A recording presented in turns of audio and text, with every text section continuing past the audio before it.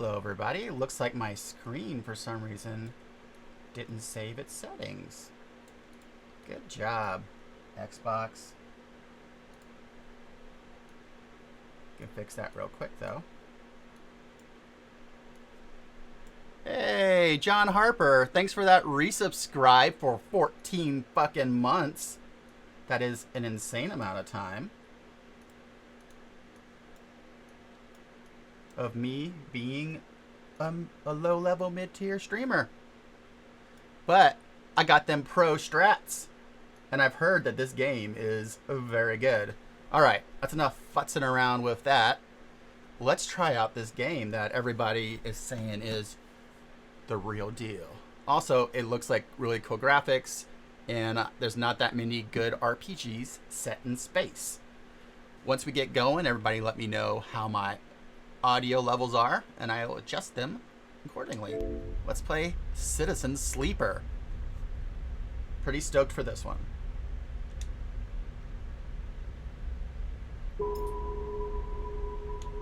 I'll just say, how can I continue? What's been going on? Hello, Dr. Dick Hard. How's it going? Oh, it's tranquil. I feel like maybe this game is going to be an arts.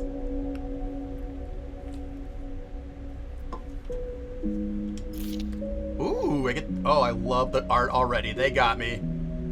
Alright, so we're going to look at different character classes now. And everybody feel free to shout out what you think I should do. And I will either ignore you or do it. I'm much more likely to do it if there's bits involved. I'm just saying. We live in a capitalist society. Alright, so we got an operator. An operator works with drones and high-precision remote machines to perform complex tasks in distance. Sleepers, you better be having this on another screen and doing your work, Dr. Richard Hardbody.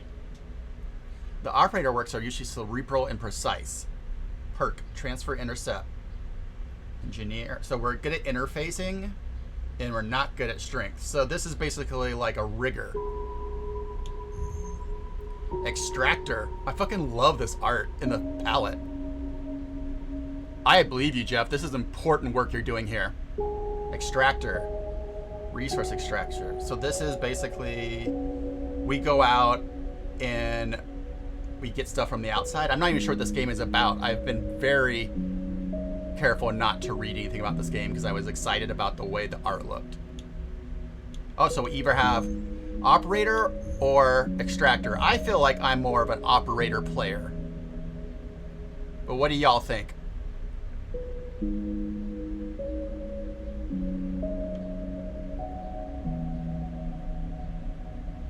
Yeah, I'm an operator more than like a hard rugged outdoor guy. I'm a heavy reader. How's everything sounding to y'all?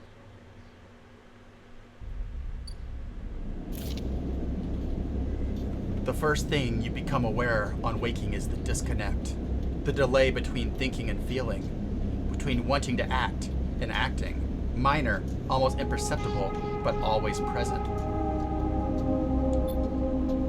It's at its worst when waking, when yourself has spent many dark hours recalling what it feels like to be real, to be a person, to be in a body that was indisputably yours. Think of that body. Forget that body.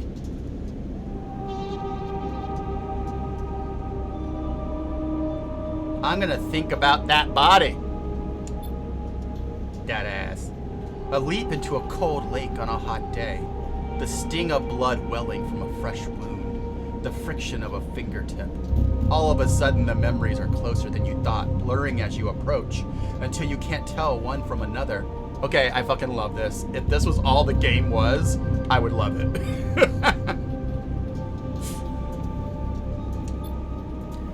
This is, like, I want to make a game that is just this.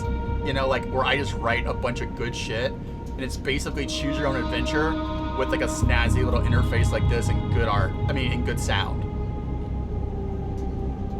Yeah.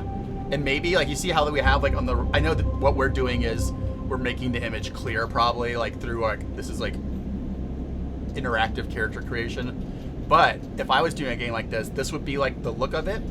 But then there would be blurry images that are just for vibe, you know.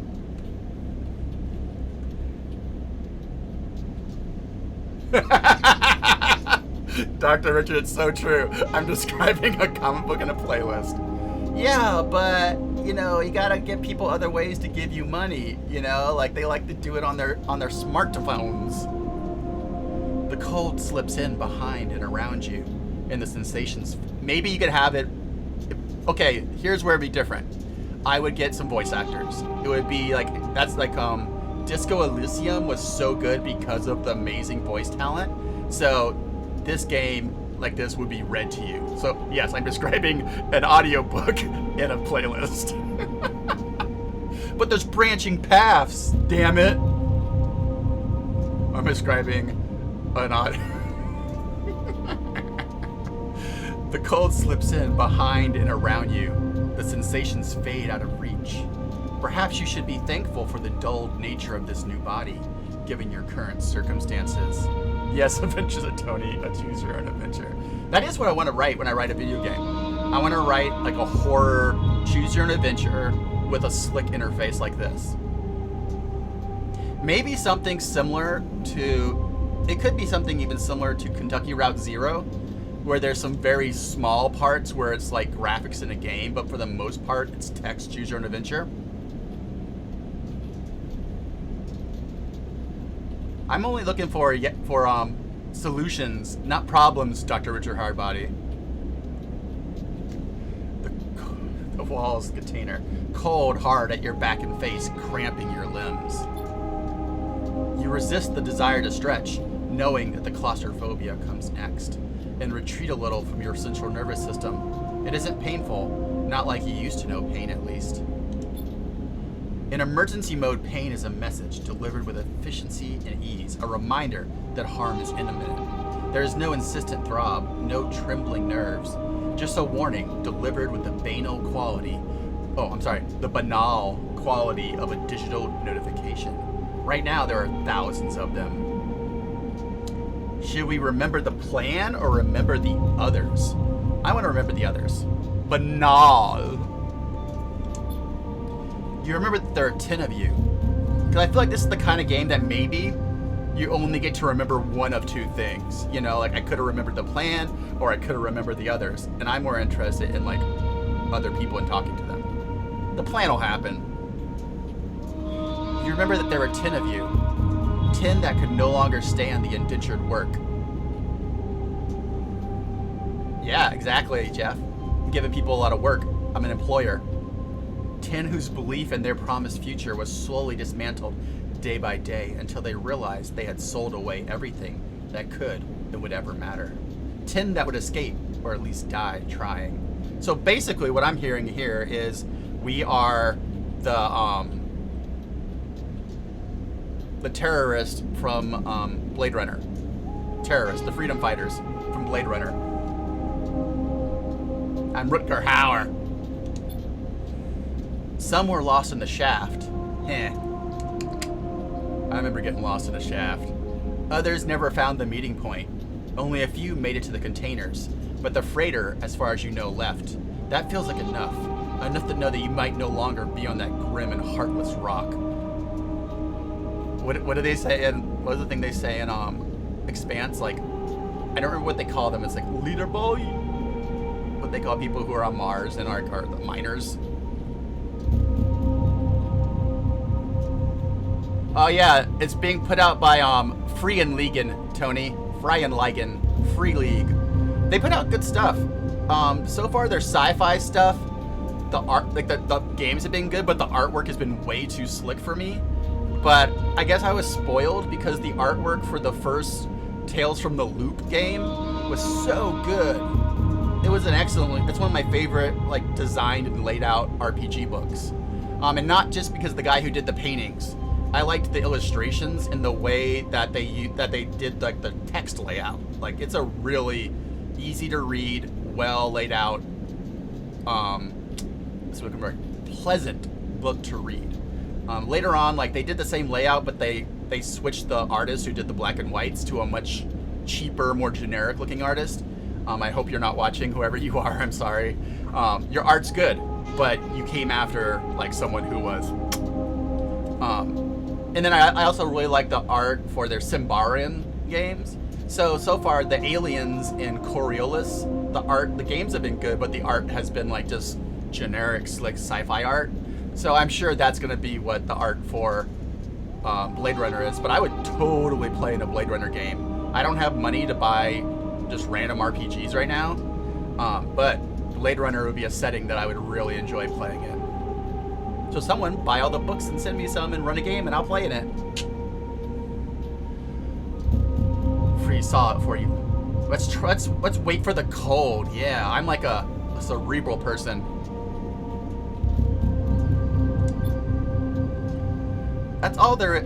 Yeah, and Freakin' Legion, like, this is a horrible thing to say, and I want all publishers to be supported, but they're not one that I feel like my one game dollar is going to affect them getting funded. I feel like they're getting funded no matter what, because they have such a rabid base, and me, a fringe RPG person who doesn't have time to play a lot, I think it's not going to be live or die on my dollars. Surely weeks, maybe months. You're dully aware of the damage to your legs, your right arm. You've been reserving energy as much as possible, but even then your body has shut many of its systems down to protect you. We have 11 viewers. That's more than I've had in forever. Pro gamer here. 11 is a high watermark. Maybe it's because the game came out today. You have spent much of that time asleep, knowing that anything else would be impossible to endure. For those of you who might not be here from my Twitter, where most people find me from, I'm Jordan Shively. I'm a horror writer and a games writer and a podcaster and a graphic designer. So sometimes I play horror games. Right now we're playing an RPG. Also, I do graphic design streams and just live writing streams because I'm writing books. So we do a bunch of shit here, but also the most important thing is we're nice to each other. Whoa, what did I just do? I just hit something on the bottom of the screen. Whoops. You feel the weight of that impossibility begin. Oh, Void Merch hype! I also do merch. You feel the weight of that impossibility begin to gather. It is a time to sleep again, to nudge this false body into inducing delta waves in your emulated mind. Once again, recoil into a dream when you were once a person. So far, I fucking love the vibe of this game. Time passes. The cold creeps further in. You feel something. Yeah, let me quickly, Tony, give you the permit thing, and then you can do it. All right, it's about to come at Adventure Tony, and now you're gonna have 60 seconds. Did it do it? Yeah. But do it again. Let's see this Instagram post. Do you sometimes, it's a comic. It's like, do you sometimes wish you could just cease to exist? Always! But without having to die? Yes! Try Void Juice. Just disappear. Neato. Sweet release trademark, and he's drinking it and like turning into dust. I just read your comics to you. You know, you don't have to see comics. It's not a visual medium. And I also just realized everyone in chat can also click on the link, so I had no need to do that. Pro gamer. Warmth. Not true warmth, but the indication of its the indication of its presence.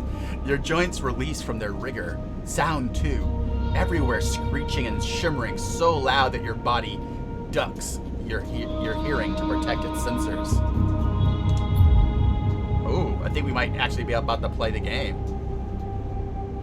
Then light, white as the cold, the softer and softer, until in a haze of dirty yellow a figure appears. Also, I'm gonna have a buzzer that goes off in a bit, and I'm gonna go flip my laundry, so there'll be distractions. You are out. Ooh! I mean, ooh.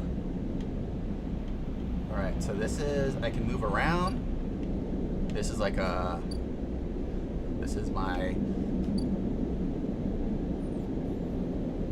so it's just like a camera, and it only barely goes around. So I have, my buttons are A to go in. Oh, cool.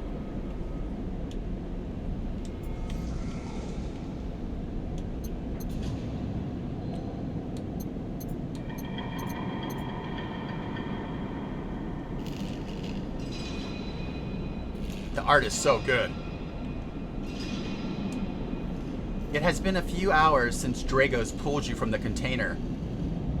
This art reminds me of what's his name? He did the art for Neo Scum. He did like their official art. I forget his name. I feel bad. His art is really good. It reminds me of that, and it reminds me of the guy who does all that neon. He does a lot of like neon colored cyberpunk art that there's always like art books of. I think he's just like a big like art streamer. I don't think he. It does remind Jeff Darrow. Yeah, that's like the one for the old people. Jeff Darrow's Hard Boiled. It reminds me of. But there's another artist recently who does Jeff Darrow style art, but without any of the ephemera, because Jeff Darrow's known for having just like weird clutter all in the panels. Like there's just stuff everywhere, weird stuff, almost like a violent Katamari Damacy, you know, but like just around the edges of the scenes. There's another guy, I think it's something Burger in the name, but he does this really cool detailed, a mix between Jeff Darrow and Mobius with a little Frank Quitely thrown in cyberpunk art. Deathburger? I don't know. And then there's that guy who does the art for Neo Scum. If you ever go look at Neo Scum and they have their official banner, that's a really good artist too. All right. It has been a few hours since Dragos pulled you from the container. You sit huddled in the corner of his scrapyard, swaddled in the reflective folds of a mylar blanket. You are slowly coming back to consciousness, back to life, and you stare at the ornately curving element of an improvised heater. I can talk today. You are surrounded by angular, incoherent lumps of ships, some corroded beyond recognition, others still carrying glassy wounds along their edges, where a plasma arc sliced them apart. As you trace their shapes with fogged eyes, you hear a voice. So, Sleeper, you all thawed yet? Oh, in the backyard, do you hear like a... Let's listen real quick. I thought I heard like an alarm. Stay silent. I'm a silent type. Never seen one of you come in like this. New frames must have been better perseverance than Sub-Zero back. Seen more than a few of you frozen solid to hull plates or inside outer locks in my time. They weren't so lucky. Will Kirby, yeah, that's one of the artists. And then the other artist, I think it's like Deathburger or something. He does really crazy neon, not neon, but pastel neon type of cyberpunk art. He's done some art books on Kickstarter and stuff. Drago comes into focus, shrouded in makeshift tech. His headset with its glinting eyes, the mark of a drone operator. On his shoulders, one of his symbiotically linked drones perches its irising eyes, locking on you with an unflinching stare. Hey, little guy. Last living sleeper that came through this yard was a while ago. They didn't last long. Let me see, Ben Zweifel? Let me look that up real quick and see if that's who I'm thinking of.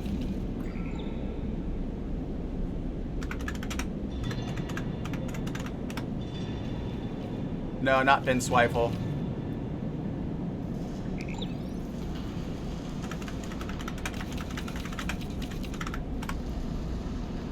It is Deathburger. Like, just look up Deathburger. I guess I can grab his art station and drop it in the thing real quick. Come on, load up. Oh, there's my Flip the Laundry. This is the other artist I was thinking of. I don't know anything about this artist. So I don't know if he's a chode or a cool guy or an NFT douchebag. So go in, I don't know anything about him. I just think his art looks cool. Yeah, Ben Zweifel is cool. That's just wasn't who I was thinking of. This other guy does lots like hot pinks and blues and stuff. Looks kind of like a ripoff of Jen, what's her name? Jess, who's that really cool artist? Jen, not Bartel, maybe? Jen Bartel? Yeah, I think Deathburger is kind of like a take on Jen Bartel, that he only does one thing though, and Jen Bartel does everything. I mean, it's, know what you What's your popular app?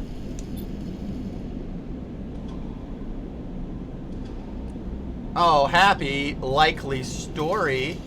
You probably were like, look, Jordan's on. Nobody raid him.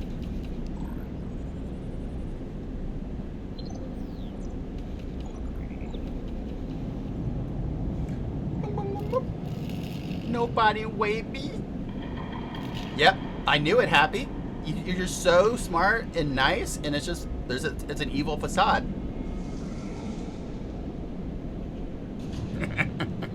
No, Happy Capster is an awesome streamer and artist and great mod who you should follow and stream. Oh, also Happy is putting together a Blades in the Dark game for me and some friends to play, like based in Blades in the Dark. They're writing their own thing, and I'm super excited. And also, John Harper's in the chat, so like John Harper, Happy Capster, introductions.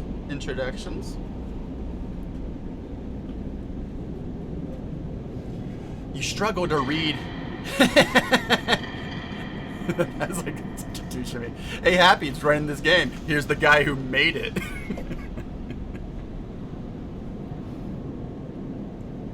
Yeah, but Happy Capster is a great game writer and content creator person. Everybody should follow them. You struggle to read his expression. Blah, blah, blah. What do we plan to do? I'm gonna keep saying silent.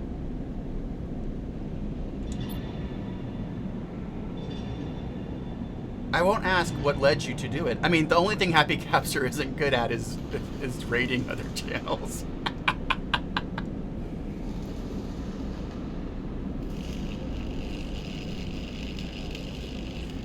Well, that's cool. I mean, if you're able to do links, then you're able to do links, Tony. Like, I want everybody to do links. No, I'm doing the laundry, Richard. You got school to do. I'm doing the laundry. I'm gonna go do it right now. Everybody, I am about to go do the laundry. I'll be back in about 3 to 4 minutes when I'll obviously lose all my viewers, because, I mean, 3 minutes is crazy. But I'm gonna flip the laundry because life is real and it comes at you fast.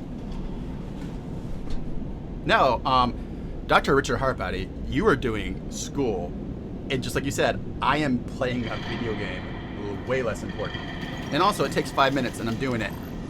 Deal with it. Do the laundry dance. Everybody, talk to each other and tell each other about what you're doing. You son of a bitch! Well, anyway, I'm gonna go stretch, and I'm gonna go fuss at Dr. Richard Harbody in her face. Everybody, tell each other what you're doing right now, what you're planning for your day. Have a little catch-up chat. What's everybody doing? I'm gonna go get them. They can't do this to me.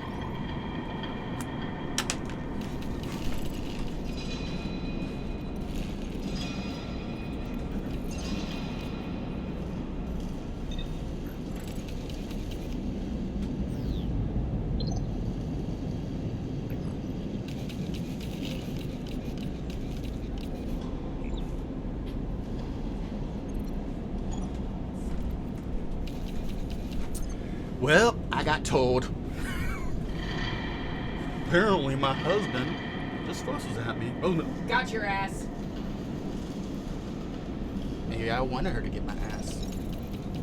Maybe I like my ass getting got. Oh man, a 30-minute walk. Okay. You're talking mad shit for a dude with I don't know if y'all could hear Dr. Richard, but their new comeback to everything is like, you talking mad shit for a dude within kissing distance.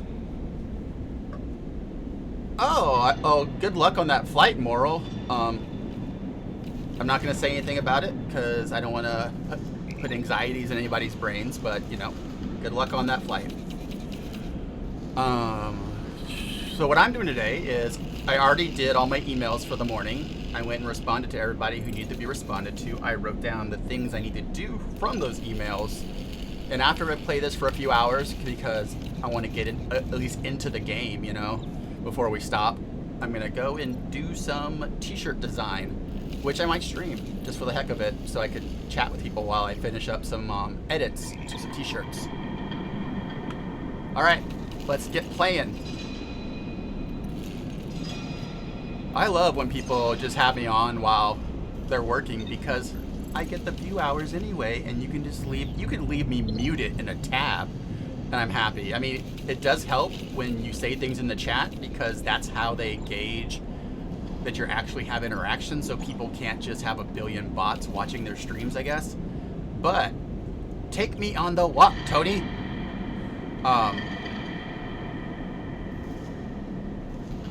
Yeah. Chatting is a big part of how it gauges if you have people interacting. Fuck. I mean, I went to college in Texas, Moral Agency, so I understand the needing to get out of Texas. I think people give Texas too big of a bad rap because some parts of Texas does have a lot going for it.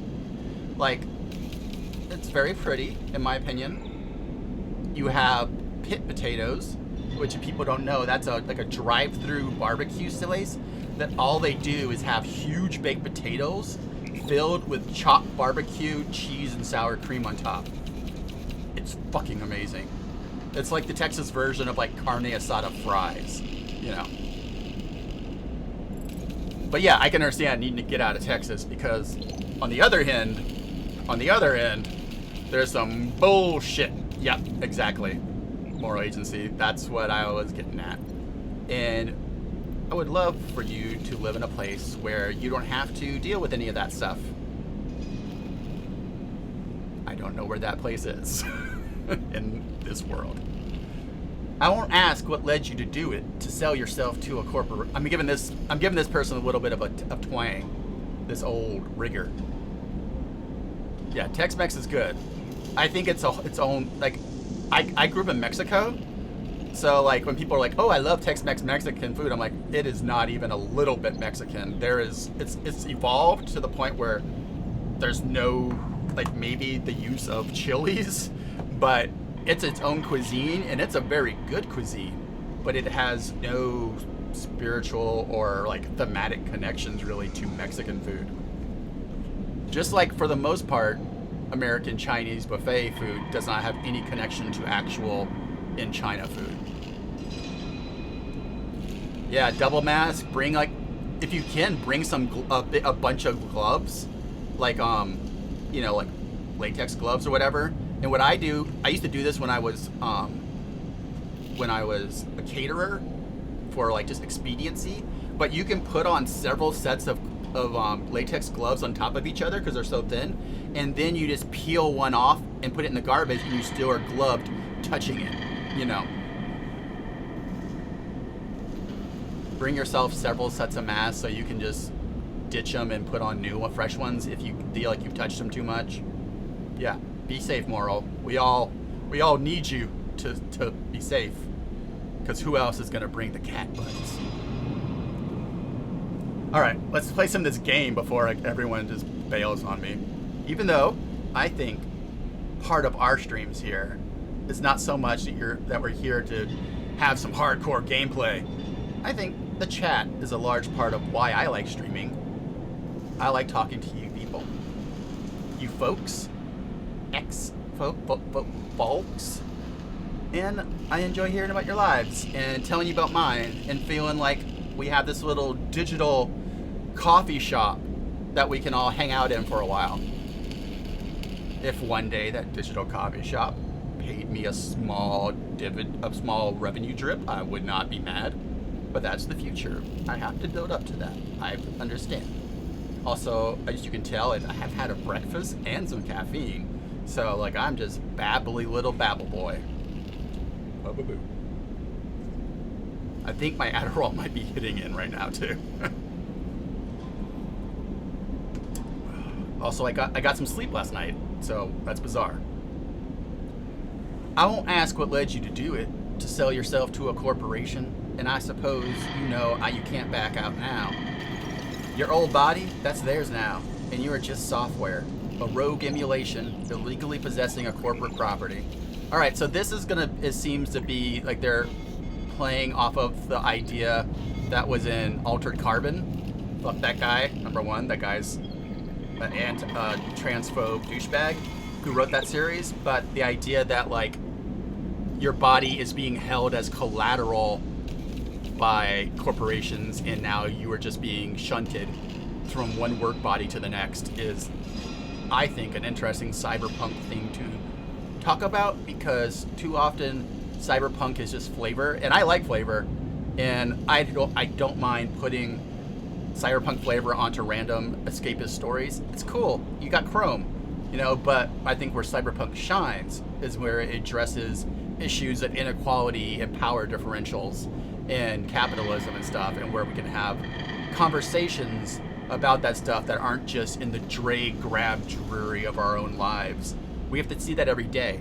So let's have a dialogue about corporations and workers' rights, but also let's put some neon on it and stuff, so that at the same time of having this heavy ass conversation, we can be giving ourselves little dopamines, serotonins to get through it. I feel like I'm babbling. Hey, Spooky Sperry! If you're not following Spooky Sperry's channel, follow them. They are one of the best streamers I've ever watched. They stream mostly old, vintage, wait, I'm sweaty? Oh, sweetie. Do I look sweaty? But Spooky Sperry is a great streamer, and I find them highly entertaining as they babble and are thirsty for all the monsters and all the horror games they play. Well, I mean, that's part of the whatchamacallit. The heritage of this channel is that all my followers and my mods dunk on me nonstop. The thirst. I mean, how often do you get to see that pyramid head, beefcake, caked up boy? I mean, play a little Silent Hill, and then go to your bunk. It seems like a good day. I'm gonna drop my links because I don't think I've done that so far. Dread advert.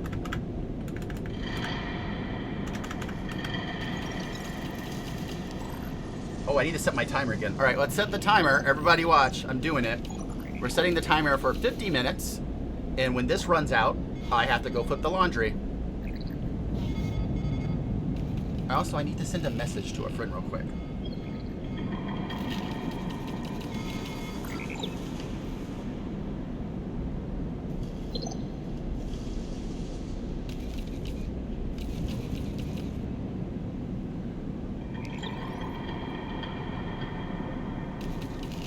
Sorry about this, y'all. This is an important message.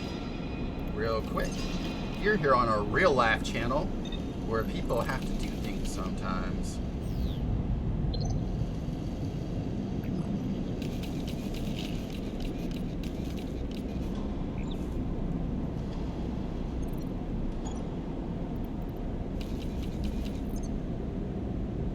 Alright, cool. Alright, let's get into this.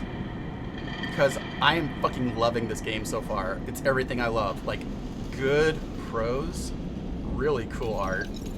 I hope maybe there's going to be a little more interactivity, but to be fair, we're basically in the beginning of the game, and we've talked more than we played. I won't ask what led you to do it. Okay, we already did all this. You nod along. You remember biometrically signing the forms, the cold floor on your feet as you pad into the sleeper cells. The promise of a life off world, but as you do, you get the now familiar sensation that these aren't your memories. These are things you know, but not things you feel. You are no longer that person. You are an offshoot, a copy. I wonder what they do with your body. Dun dun dun. What you won't know is what's ahead. At least one didn't. There's no easy way to put it. That body of yours is falling apart. It's the same. Oh wait, is this that person again? I wish they would like highlight the person who's talking. You remember that too, or at least I guess the quotation marks would be the other person, because you wouldn't have quotation marks really around your own speech if you're in first person. You remember that too, or at least the rumors of it from the other sleepers. Planned obsolescence, a built-in dependence on the regularly administered supplements that were part of your routine. Stop taking them and your body begins to shut down. Separate your immolated mind. How long has it been? How long do you have? I mean, that's a good guess, Moral Agency. But so I guess like that would be the big like fuck part where they like you're given the promise that your body is being kept, and that if you work hard enough you'll get it back. But then the big like reveal is that they immediately burn all the bodies because they're never letting you out. Because what are you gonna do? You say anything or do anything, they just turn you off. Kind of like the housing market in the United States. But for now, Sleeper, you are one of the lucky ones. But for now, Sleeper, you're one of the lucky ones. Drago glances up and away towards the glassy dome of the yard. The eyes in the best place you could be right now. I'm gonna keep staying silent. Dragos impatiently shifts his weight. Look, I got things to be getting on with. He trails off. There's an old freight container I've been using for storage out in the stacks. We have been pulling in much valuable scrap these days, so you're welcome to it. We got ourselves our own freight container. Tiny house, freight container, tiny house. Sorry, I watch a lot of freight container conversion to tiny house videos. Something wells up inside of you. Emotion, fatigue. You shakily get to your feet. Nod. All right, you head on up there. You look like you need some rest. And with that, Drago stalks back into the Rex, his drones already converging on a resting Hulk. Plasma flashes silhouetting his spindly figure as he returns to work. Welcome to Arlon's, this is a tutorial. Welcome to Erlen's Eye. Life on the Eye runs in cycles, during which you can talk to the characters, explore the areas of the stations, and perform actions. At the end of each cycle, you need to head to your current home to rest. Resting will move time forward on the station. Head to the empty container location and rest now. So I'm guessing it's like turns. Hey, Scott LD3. Thank you for the follow. Welcome to the channel. I mean, that is the most fantasy part of any role-playing, is the idea that you're going to get paid a living wage for your actions and maybe be able to own property and hang out with your friends. Fantasy. Select locations with that in A. All right, so this is, we have where we were, empty container. So right now we only have, all right, we have no points. This is going to be our sheet when we do have points.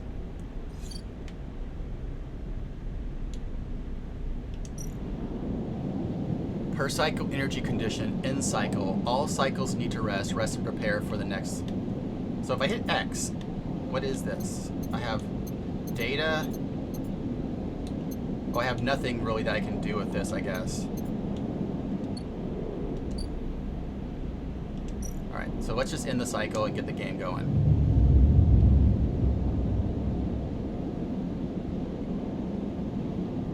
So far, I'm loving the character art. Excuse me. You wake, curled in the corner of a container, and begin slowly assembling the world around you. After all this, you still find this body, the one you wake in now, strange and disjointed. Its message is readable, but somehow wrong. You sit up, pulling the mylar blanket coast against the cold.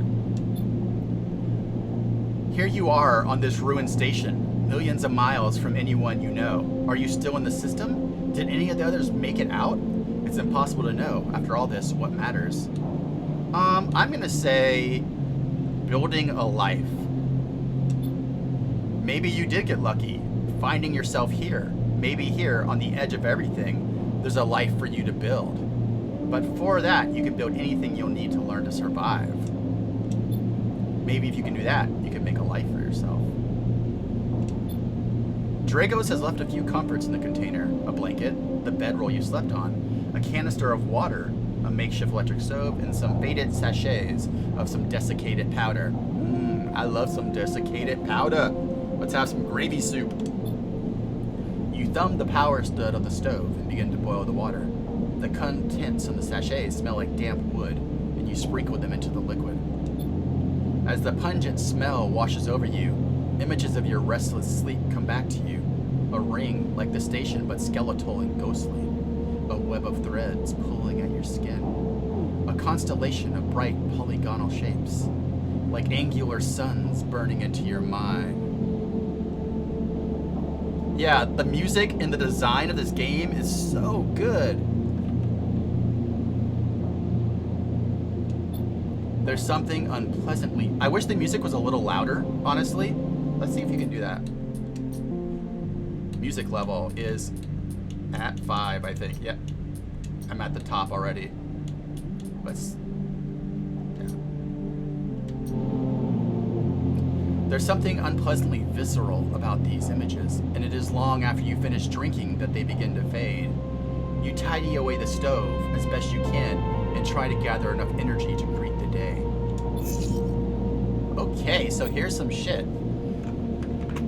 Tutorial: condition, action dice, and energy. 1 condition. Your condition represents the current state of your artificial body. It depletes by 1 segment each cycle, but can also be damaged by violence, injury, or lack of food. If your condition bar empties, you will suffer a breakdown. You'll have to figure out how to recover your condition now that you no longer have access to the corporate pharmaceuticals that are keeping you alive. Yeah, it's cyberpunk. Action dice. At the start of each cycle, you roll your action dice. These dice can be used to perform actions on the station. The number of dice rolled is based on your current condition. The worse your condition, the less dice you have. Once you have used your dice, you cannot take any further actions and must rest. Energy. You also need to eat to survive. This is represented by your energy bar. You can refill your energy bar by eating, but first you'll have to find somewhere to get food and currency to buy it. Your energy depletes by 2 segments each cycle, and it becomes empty. You'll be starving, and your condition will deplete double the rate. I feel like this sounds confusing, but it'll become pretty second nature. Alright, so... this is still this. I don't have anything to upgrade this with.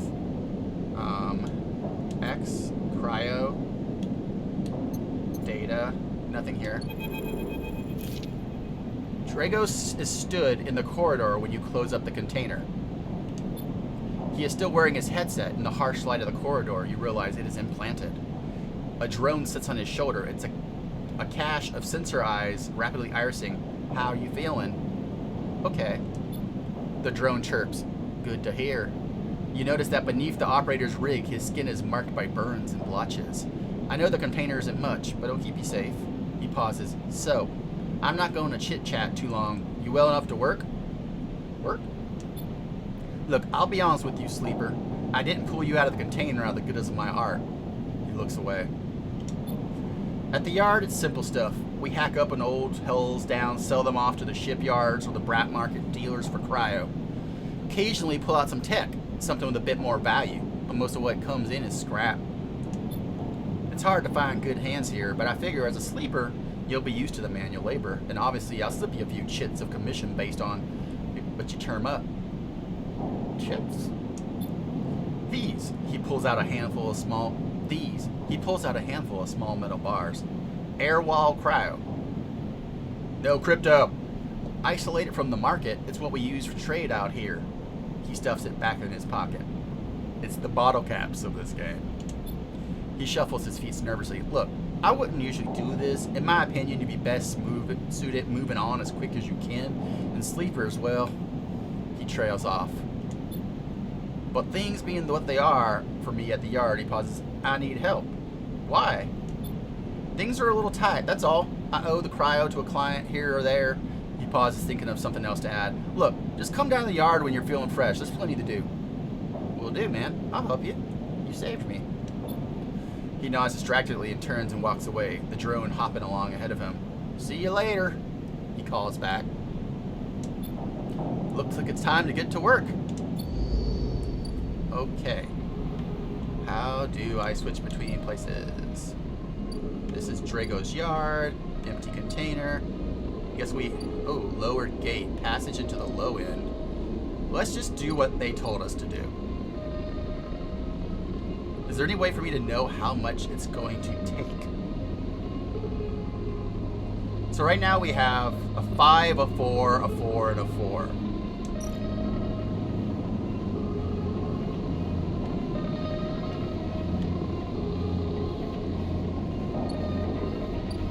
Oh, that was my empty container, not the Drago's yard. tutorial actions, one of two. Actions are the primary way you interact with the world of Sleeper. To perform an action, select it, and then A, and choose the action dice to assign. Repeatable action, hull dissection. Even the rustiest hulls can be valuable input dice. Repeatable action, manual salvage. Actions reward you with clock progress. Oh, John Harper, clock progress. We have clocks. Energy condition or items depending on their outcome. There are 3 types of outcome. This sounds a lot like Blades in the Dark, I'm just saying. Positive, the action goes better than expected. Neutral, the action succeeds. Negative, it fails. So this is like the same kind of things in Blades in the Dark, where you have a super good one, a neutral where you do it, and then a catastrophic. So 6 is 100%, 5 is 50, 4 and 3 is 25, 50.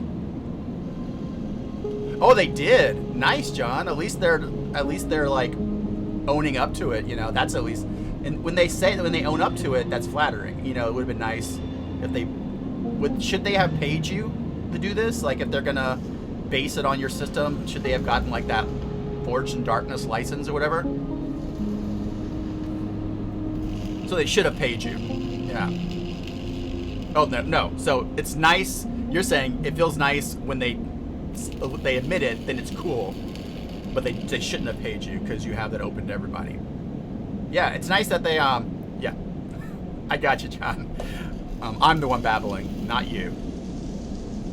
Yeah, it's cool that they, like, shouted you out as what I, not even knowing that, immediately went, oh, clocks. 3 types of outcomes. Yeah.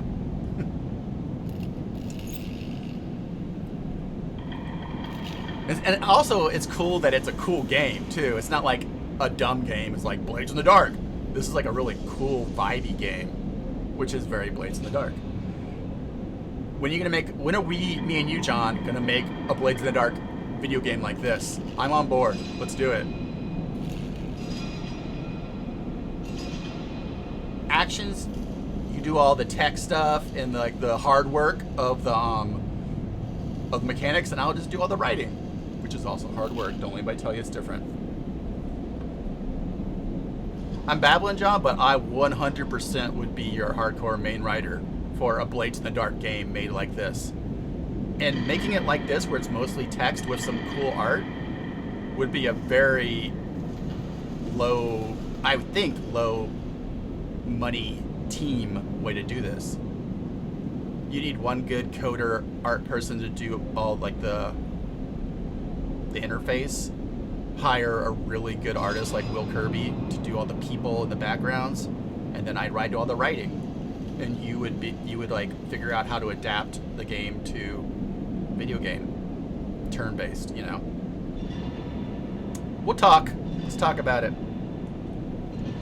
We already have one project we're supposed to be working on when I'm done with my book. Let's add 2. Oh, okay, I see. It's cool. Oh yeah, solid sound designer / like musical artist. And we all know a bunch of those. Like all our, like, at least I have several friends who do cool synthy music and stuff. Alright, so action displays information about their type, risk level, and skill modifiers that appear. Input dice. Critical, repeatable, critical. No loss. Safe is no loss of condition. Risky, a negative outcome means cryo or energy. Danger can mean cryo or energy loss. And then a neutral in a danger situation. Okay. I feel like this is a lot of information that I will just get as we play. Modifier. Okay. Let's just, I kind of want to just play. Am I in the game now?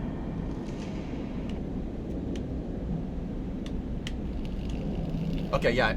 Like they need to make that glow a little bigger, I think. Alright, so, hull dissection. Even the rustiest hull can hide valuable components. So this is a risky. So I have 100%. So let's put my 6 onto this. And then start the action. I like this. Ooh, I like the way that worked. That was cool. Action often progresses clocks. Clocks are displayed below the actions and fill them. Yeah. Anyone who played Blades in the Dark knows how cycle clocks work.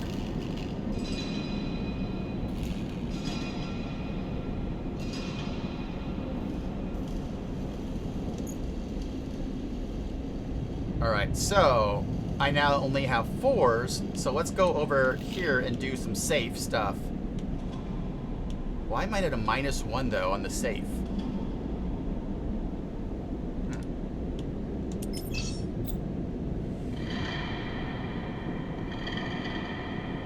And Citizen, you'll unlock drives as you discover more about yourself and the world. Drives guide you in pursuing specific objectives, depending on which path you wish to take.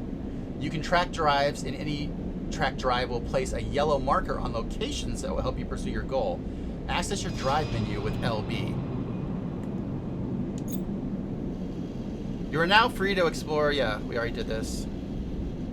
A drive to survive, looking for food, keeps your energy. Fill clocks to progress story and find new opportunities. Remember to end cycle at your home when you're out of dice. Scroll the station with LS or LT right T, rotate. Okay.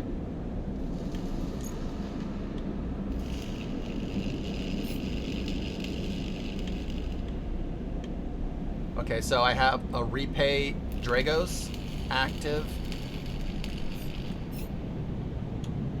I can't really go between those two, it doesn't seem. I want this, I guess, like, I don't have any complete ones, so. Let's leave this place and see if we can get some food.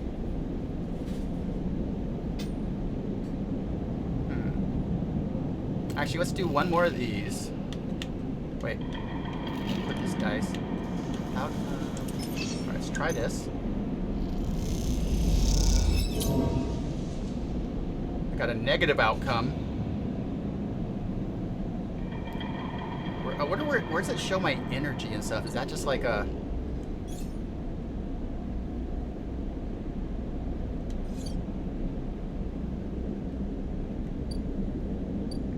Doc OC.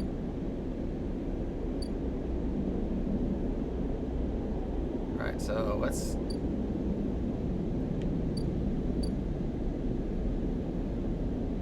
Yeah. Let's try and see if there's a doctor here.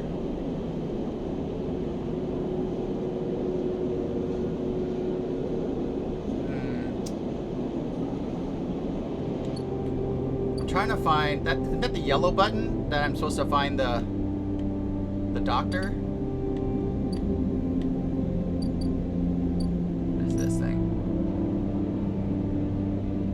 Okay, let's go to the market and see if we use up one of our dice finding people. So I have 25% of a positive, 50 neutral.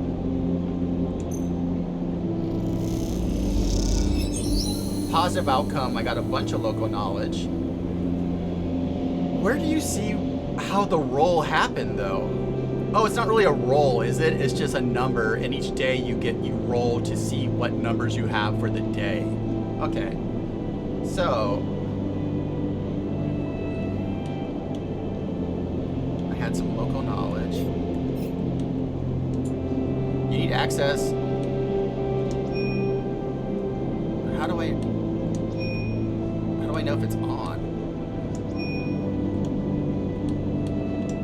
Okay, so, okay, yeah, okay, I get what's going on here. All right.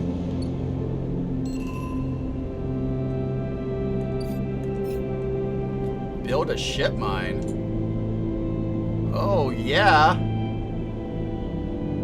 Okay, I like this. This is rad. I like the way they're doing this.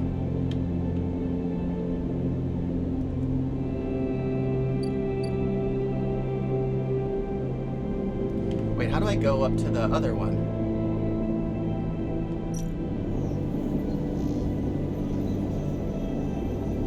No, I don't want this. I'm trying to... Okay, so now I'm on the Dracos Yard, Dock B, Port Exchange. Can I not go past that? Am I too tired or something? Because I can't seem to go. I want to go to that doctor right there.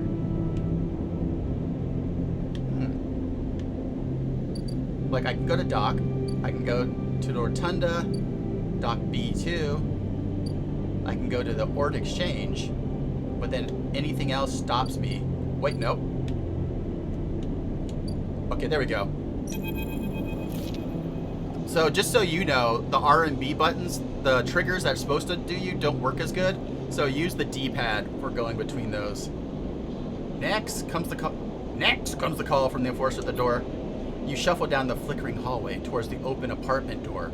You keep your head down and your shoulders high in the queue, trying not to bring attention to yourself. For people who have played Blades in the Dark, I love this idea of all of the mechanics of Blades in the Dark, but in a slick menu interface. It's pretty cool. And as much as I want to write a Blades in the Dark like this, I want to play a Blades in the Dark that is either like Pillars of Eternity, the classic isometric RPG, or like fucking Elden Ring. Or like, what's the one that's basically like Blades in the Dark a lot? Dishonored. But I want a lot of dialogue and stuff, not just fighting. I want tons of lore in my Blades in the Dark games. You were thankful for the tip-off the doctor was operating here, but now you are here, you aren't so sure. The gang enforcer on the door, flickering light strips, the decaying Hablock, they all have made a long queue a test of your nerve. But your options are so few, without a supply of stabilizer, this body will... You suppress a shiver and shuffle towards the front of the queue. You try to find something to distract yourself. Let's look inside. You lean against the door frame and look into the apartment. I thought we were going to look inside ourselves, but yeah. The entryway is dark, punctuated by green indicators and stacks of sealed containers. You lean in and see an amber light filtering through plastic sheetings. Beyond, the blurred shapes move. The slap of the enforcer's palm jerks you. Wait your turn! After a few moments, a figure pushes through the door, and you catch a distant voice. Send the next one in, Toshiro. The enforcer jerks his head, and you slip inside, passing through the dark entryway and pushing through the plastic sheeting on the far door. This is a well-written game. The room beyond is bathed in a warm light. A floor-to-ceiling it's gonna make me really hoarse. So, you know, like, send me them biddies for some drinks. The bright market's sealed roof and the buzzing traffic above. For a moment, you are transfixed by the motion. Oh, this person is so cool! Look at my doctor wife. Come sit. Well, so it's a sharp voice. Come sit, says a sharp voice. And you see a silhouetted figure turned away. Replacing the plastic sheeting with the frame of a simple folding bed, you make your way back into the room. I need to find out who the artist for this is so we can link them and stuff. It's so good. The figure turns, and as they do, you see an expression of confusion flash across your features. They open their mouth as if to speak. I think this is one of the 10. They blink and they quickly regain their composure. Please sit. They gesture to the bed, then turn to an open case of tools on the table. How much you want to bet this is one of the 10? You sit. Sabine turns, a compact diagnostic scanner of some kind in their hand. They hold it to their eye. Remain still, please. Their tone is clipped. Remain still, please. Their tone is clipped and businesslike. Nice moral. You stare ahead, still dazed from their expression. When you entered, fear, recognition, sadness unmistakably etched across their face. Yeah, they know me. How long have you been on the station, they ask, a scanner still to your eye. Don't answer. They lower the scanner and meet your eye. You can talk. They glance towards the doorway. I know the conditions aren't ideal, but I need you to be honest with me. They make some adjustments to the scanner, or you can leave. They set the diagnostic scanner on the table. I'm going to start by assuming you don't know anything. They take your arm and roll up your sleeve, inspecting your synthetic skin. Your body is dying, they say without ceremony, without drama, but not without empathy. SNARP doesn't like to see its proprietary technology let loose. To prevent bodies like yours, frames as they call them, from being stolen, repurposed, or in your case, escaping, they built in a process of so-called planned obsolescence. Frames decay rapidly when not regularly injected with a stabilizer, one which SNR remains the sole producer of. They look up. Sound familiar? How do you know this? They shift in their seat. You aren't the first sleeper I've encountered. You wait for more, but they go back to their inspection. They swap to your other arm, running the same middle device over your skin. You feel your forearm tremble. I'm sorry, Sabine says, and you're unsure if they mean for the cold touch of the metal or everything else. Emulations like you, sleepers, as most people know you, aren't classified as people in any of the surrogate systems. You have no rights, no status. They focus hard on the inspection of your arm, and SNR has no reason to release stabilizer into the market. Yeah, the jams are so good. Sabine looks up as if to apologize again, but they stop themselves. I know little of this is of use to you. They turn away, disassembling the metal instrument and cleaning it. Silence fills the room as Sabine works, and the silence gives way to tension. You stare at their back, willing them to say something, anything. Sabine turns to face you. I may be able to help. They sigh, and you see the darkness under their eyes, hear the fatigue in their voice. They gesture to the door. You saw Toshiro outside? You nod. He works for my benefactor, Yatagan. They are influential in the low end. They give me the space to work, run the door, take the profits. At the same time, I have to fix up their enforcers, tend to their implants, sew up their wounds. They look away. But Yatagan has connections. Smugglers from the Star Wars Belt. Mercenaries working for the corporations on Ember.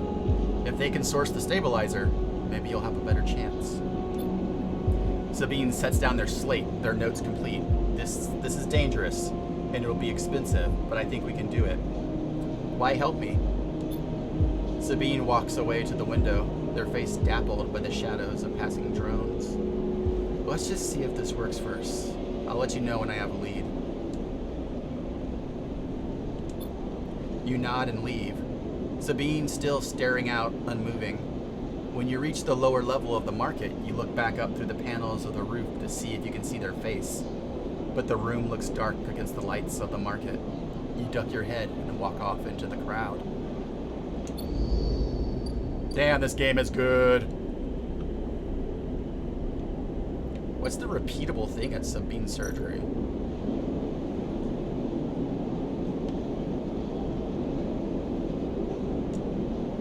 Oh, this is a cycle. So this happens just by cycles, and we can't do anything to do it.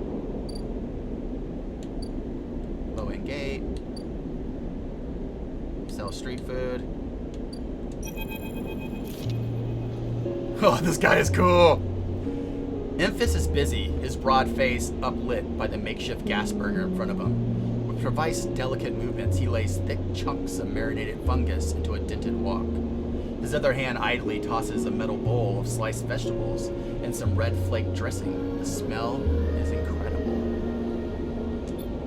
You watch as he fulfills a set of orders, heaping the fungus with bright salad and depositing it into plastic trays. A stack of chips rattles in his apron pocket as customers file past the burner. Let's watch for a second. Despite the queue, Enfys doesn't rush. He dresses each portion individually, squeezing precise slugs of liquid from an assortment of bottles into the bowl of torn leaves and bright slices before tossing them loosely together. Occasionally, a waiting customer might mutter something about efficiency, but Enfys remains steady in his process. Fuck yeah. Cryocurrency. I have 20. Okay, that's what the C is at the bottom. And then data. What do I have for data?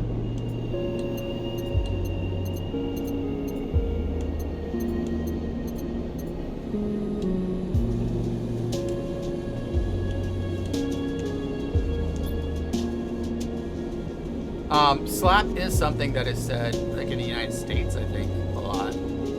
Slap, bop, banger, rips. The kids are saying. After a while, the queue fades back into the crowd, and Emphas sets down his metal bowl and looks across the burner to see you watching him. I can feel your eyes burning a hole in my bowl. Free sample? Duh. He gestures neatly. Come over. The smell almost unbearably strong as he cooks. The earthiness of the fungus laced with something so spicy the smoke makes your eyes water. The heat from the burner is like a bonfire, and your skin hardens in its glare. Oh man, this sounds so delicious. I know you sleepers. Emphas says while he cooks, his voice deep but clear. A hard life, a lot of stories. He glances up from beneath his cap with piercing eyes. I know. Oh, are you also one, Emphas? Tell him a story. You begin to tell him about your journey to the Eye. He nods as he cooks, his eyes never leaving his work. You tell him of the confusion, the pain, but also the sense of possibility in its sudden arrival. You tell him of the cold and the dark container and the endless cycle spent within it. Now it seems you tell him like some dream that you once had but can never forget. You tell him that the Eye excites you and scares you, and you are unsure where to walk, where to look, and what to do. Eventually you trail off, running out of words. Debs, if you're watching, there's a typo. Trail. He places a plastic tray of steaming fungus in your hand. Next time, we can talk some more, he smiles. But next time, you pay. Let's give him like a gravelly voice. Next time, we can talk some more, he smiles. But next time, you pay. He slams a heavy hand against the button on the burner side and it shuts off. The roar of the flame, its oppressive heat fades. Next time then, sleeper. He waves you away and begins to oil the walk. Before you turn back to the alley, you notice a geometric pattern of circular scars across his forearms, each surrounded with a constellation of glinting pin marks. Hot! You walk away, and as you do, you take a bite of the rich, spicy, delicately sweet fungus. Your taste centers light up with the confusion reactor. You'll be back. Alright, so we still have one thing that we can do. We have Emphas Dolls. We go to the lower end. We have Port Exchange, the Rotunda, the dock, and then the wet dock. Get to know Emphas. Stories and food. Maybe if you supply him with both, you can hear his story.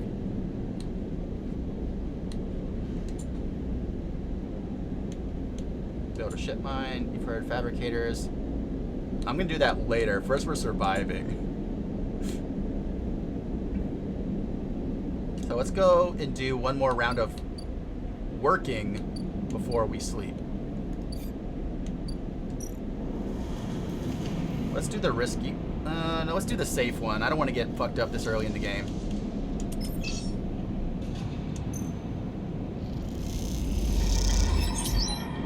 Back in business.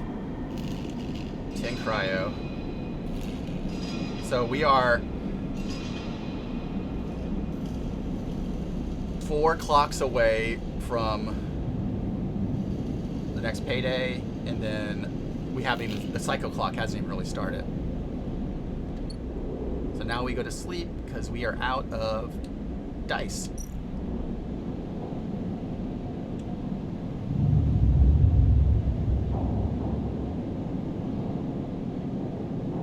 I'm from Louisiana originally, Moral. I think we've said this before.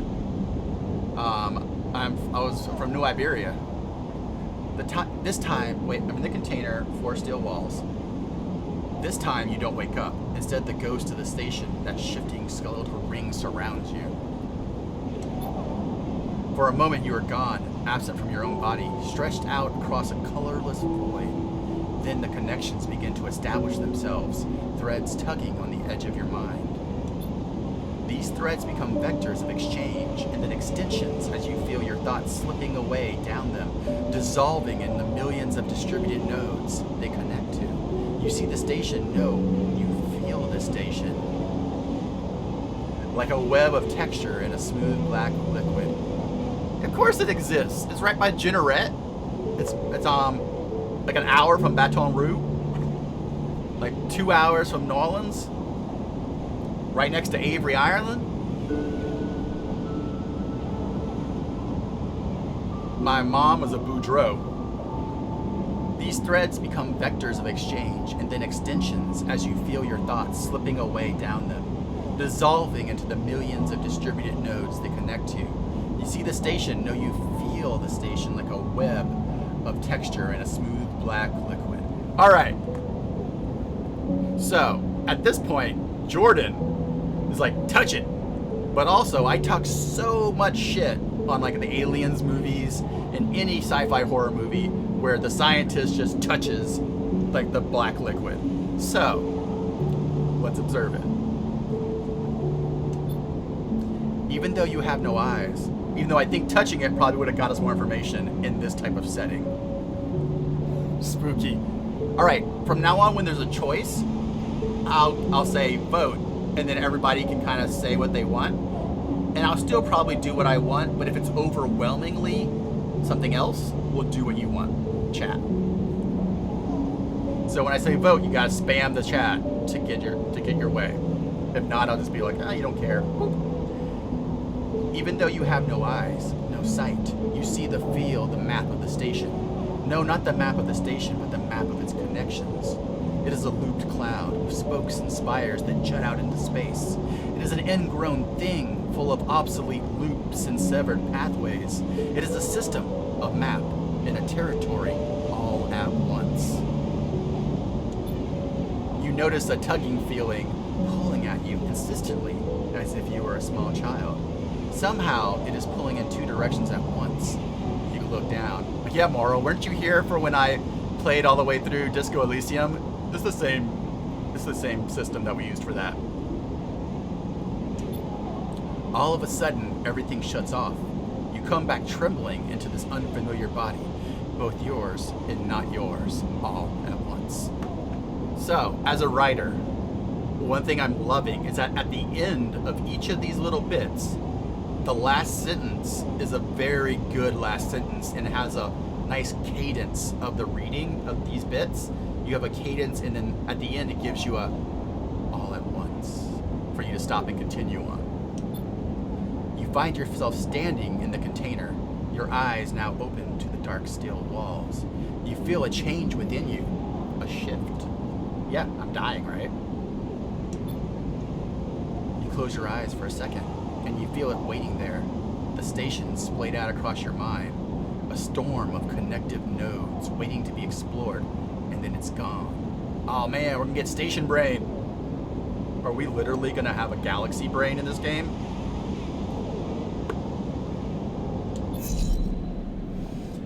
Alright, so we are in our room. Why did we only get 3 dice instead of the 4 we had before?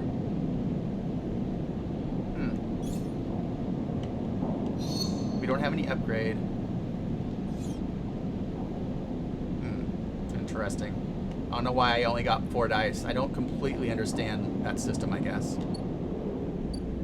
Oh, maybe it's because I'm dying? Oh yeah, so like that top, the little dark red dots, or the little squares at the top, I think is how good your body is. And so you can only have as many dice as where the body fading thing is. Okay, I get it. And so if we fix ourselves, we'll start getting 5 dice a cycle again. Nice system. Let's first go and see the doctor. That's the most important thing, I think. This is just a... So it's going to take 3 cycles for this to happen. So we can quit going there. It's a cycle.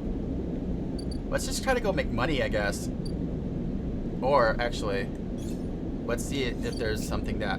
Build a ship mine. Toggle tracking.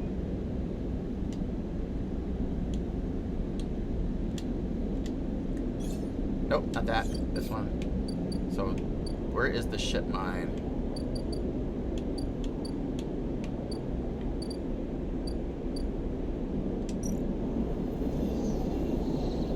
Play the exchange. Sell components. Put dice. It's not what I want. Oh, Dock C. I think Dock C is what I need to go to for that. Hellion Crossing. The merchants willing to run the gauntlet and Hellion are rare. So far this is just a cycle clock.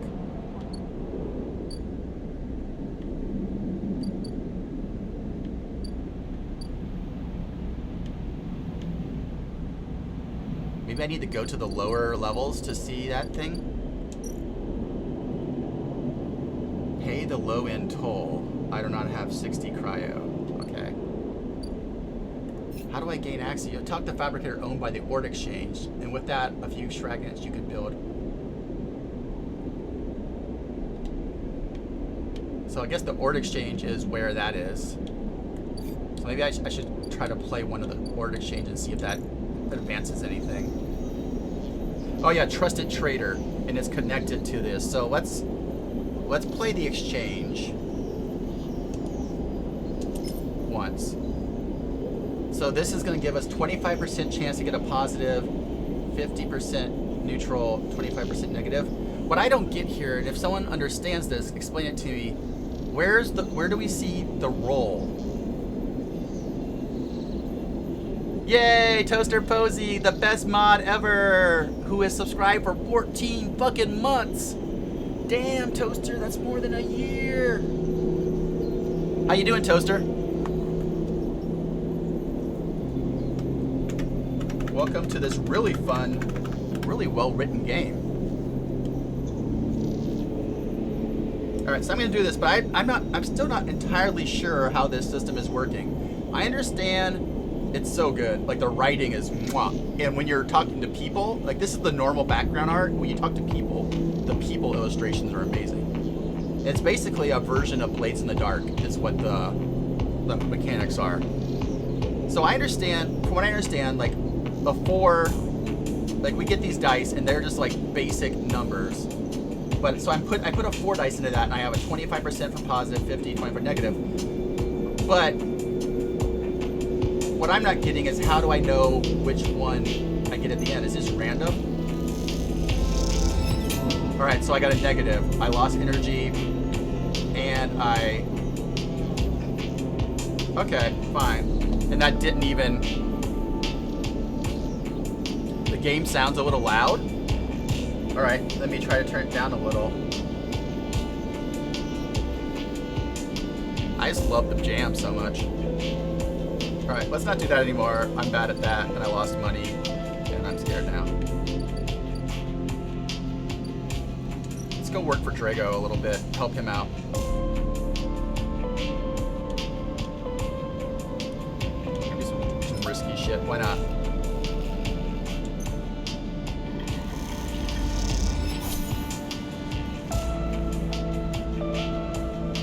I guess I should go get some food before I go to bed. Also, I like this hunk. Oh, they don't show him to me every time I go? Okay, game makers, you should show the guy, like, every time you come here, because that art is like the big part of your game.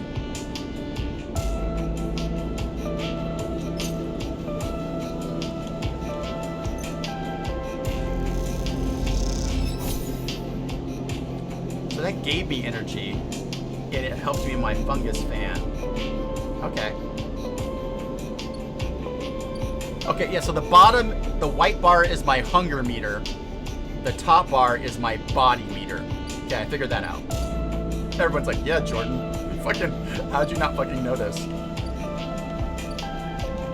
Let's go do one more Drago's thing. And then we can, I'm doing the risky because I kind of want to get something good.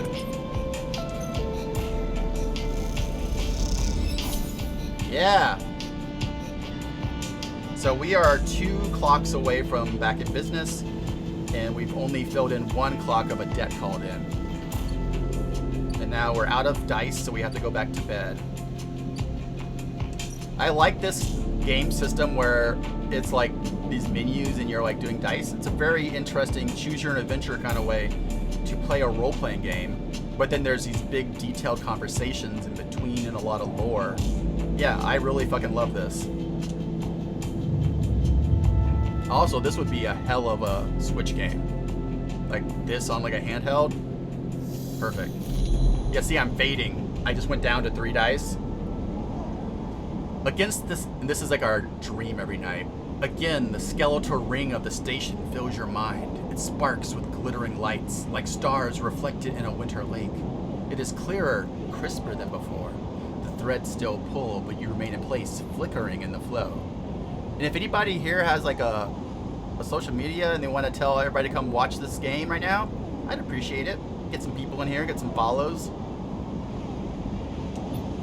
Between the threads, you see bright shapes, caches of shimmering light beneath transparent crystal forms. You follow the path of a thread across the ring through these forms and leaping off into the void. You begin to understand. These are nodes. My timer's about to go off for flipping the laundry, by the way, just so everybody knows. You begin to understand. These are nodes, connections, a map of information, of communication. There are so many layers, so many loops, that it seems almost impossible to parse, but you begin to try. Let's focus on the nodes. The nodes are glassy, bright, but in all this flow, the only solid and fixed points. Hey, Capster! Toaster Posey's here. You approach one, a pyramid or a triangle. Dimensions are difficult here, and lean close to it. Inside, shifting layers conceal a tangle of threads, a meeting point of exchange. But before you can glimpse inside, the glass clouds and hardens, cutting you off. The threads and nodes, passages and puzzle boxes, one leads to another. There is so much here, so many answers, so many questions. All you need to do is follow the paths, open the boxes. You look out across the ghost landscapes of exchange and see an opportunity. Oh, Nightbot, just telling people about the treat stream. But then, I need to add a new thing to the treat stream. The other day I was like, why don't I have Taco Bell on the treat stream? But, I mean, the things I have on there are delicious, but I can add another thing. Some Taco Bell. Might be cheaper too. But then, that insistent tugging again, pulling at you. You look down and see 2 lines, 2 threads pulling in different directions, as if they were tied around you. Oh, there's the laundry. Okay, everybody think about this decision. Tell each other something cool that happened to you today, and also tell the other person, if you know them, something nice you like about them. And then, if you feel comfortable in the chat while I'm switching the laundry, say something that you want to work on this week, either on yourself, or life, or emotions, or happiness, or, you know, sexist stuff. Whatever you want to put out into the universe. And then I'm going to go to laundry, and I'll be right back. And I expect to see a lot of talking in the chat, and everyone to have decided between first and second. I'll be back in about probably like 2 to 3 minutes. Laundry flipping's pretty fast. Might be 5 though. Oh, look at this person knows how to use the mod commands.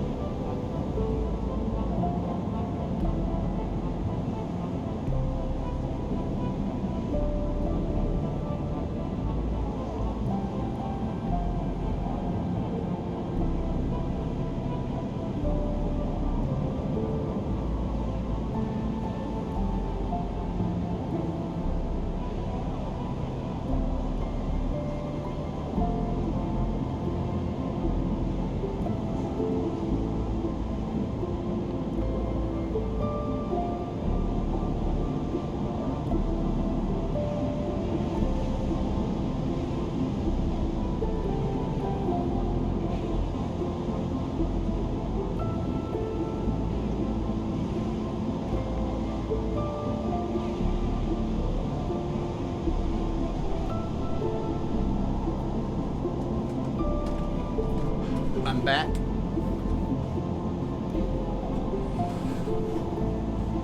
Okay, let's go. What's going on here?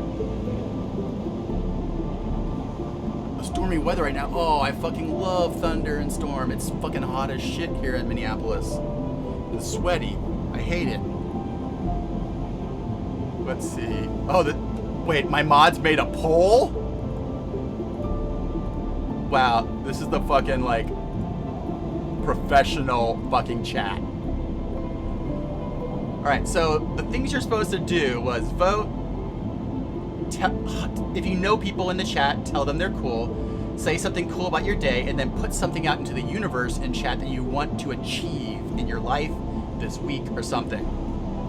Look at this. This is like my mods are here and doing their work that I don't pay them for. Mods, we need to put up, figure out, I know you know how to do it because I've seen Happy Capster's amazing channel.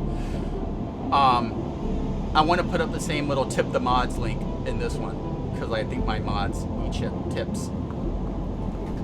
And I would love, we still, yeah, Tony, yeah.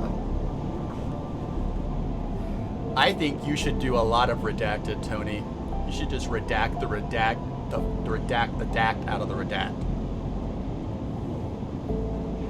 Just really redact, Tony. Toaster, it's not my, Toaster, I don't blame you. Happy Capster is a much better streamer and a much more professional streamer and probably more fun to hang out with. Oh, Tony, we got it. We got what you want to do. That's why you got to redact that DAC, you know. Happy Capster, we love having you here. It's not your fault. You're just so popular. Everyone wants you to stream all the time. Oh my God. They just demand it. Toaster Posey, that's like the most low-key dunk on me ever. It's just they have a consistent schedule. You know, the thing that you're supposed to do. I don't get it, Tony. Can you explain the joke more? Like, what was the redacted? What was, like, what's the details of this redacted? I can't get demonetized for people being dirty in the chat. I just can't show it on the screen. And my chat is consent forward, dirty approved. Don't do some dirty shit at people who don't want it, but also I have no problem with adult talk. In fact, I like it. All right, so we're doing the first one. See, what happened was that I had a redact, and then there was this dact, and then I really got into the redacting on the dacting, and then I redacted, and I redacted, and then I dacked a little on the redact, you know, and then afterwards, whew, we redacted all over the dac. Well, Tony, I mean, you don't always have to wait to redact to have someone to redact. You can just redact, you know. I guess you don't have to always wait to redact. You can just dac. Some might call it the ringing of the devil's doorbell. Everyone knows that phrase, right? Ringing the devil's doorbell is what old-timey people called female or femme presenting masturbation, because I guess when you ring the doorbell, the devil answers. So I still want to do a zine, like a dirty smut zine that's called the Devil's Doorbell, and it's only going to be like femme on femme or non-binary stuff. Yeah, I have Nightbot access. I've been ringing this doorbell all night long, and I don't think he's home, but I've gotten home. Nightbot, you can't send me to where I live. All right. The first thread leads out away from the station, into the inky black. Someone out there is tracking you, hunting you, following the thread to you. They are in a ship, and the ship is approaching ever closer with each cycle. Oh shit! I mean, I'm not gonna say I'm more than a hobbyist and a professional, but you know, doorbell ringing, hell of a game.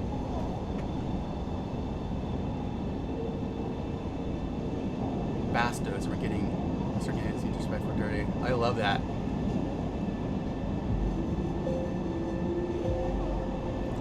I grew up in Mexico, so I want to make a t-shirt that I don't think almost anyone will get, but I love the word. I want to make a t-shirt in super fancy script that just says bruta.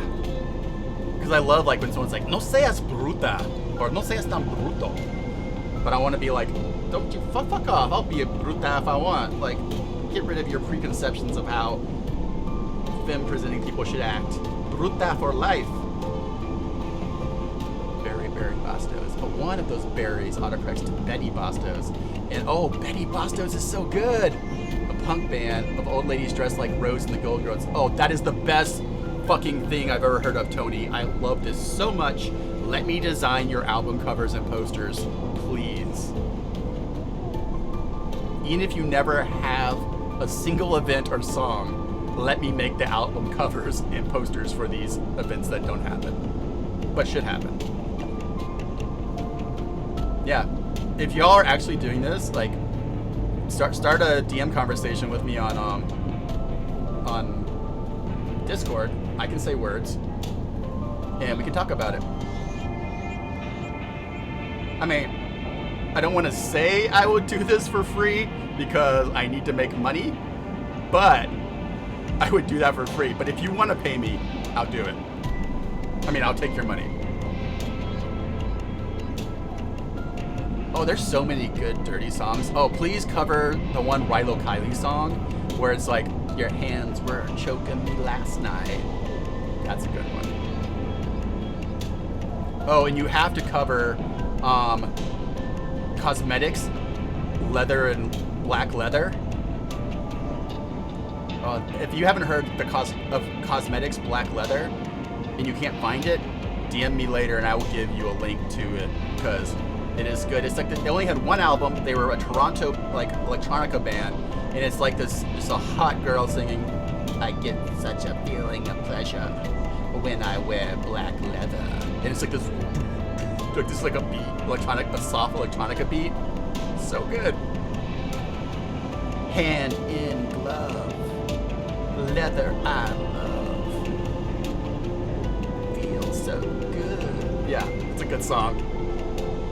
You have like a playlist that has that and the XX, and you know it's redacting time. The first thread leads out away from this. Oh, wait, read this. The second thread leads in, pulling deep into the station. Your gaze follows it, and this time you see something. A sphere, shimmering above a strange, angular body. Stop it. A pulse shoots out from it, passing over you like a torch beam, testing you. You open your eyes. Time is short. Ah, shit! I'm being hunted! Oh, I love this shit. This game is now my second favorite game because no game is ever going to be better than Disco Elysium. Except for maybe Disco Elysium 2. But this game is fucking amazing. Whoa. Okay, tutorial of the cloud. Something has changed inside of you. I have a cloud inside of me. I'm in the cloud. Dude, happy capture. Elysium, your disco, redacted, disco, redacted, Elysium, disco, Elysium, hard, redacted. Something has changed inside of you. You now access the data cloud of the I, a network of decaying protocols and data caches. While you can use dice and items to access systems and extract data, but be careful, these networks are old and strange.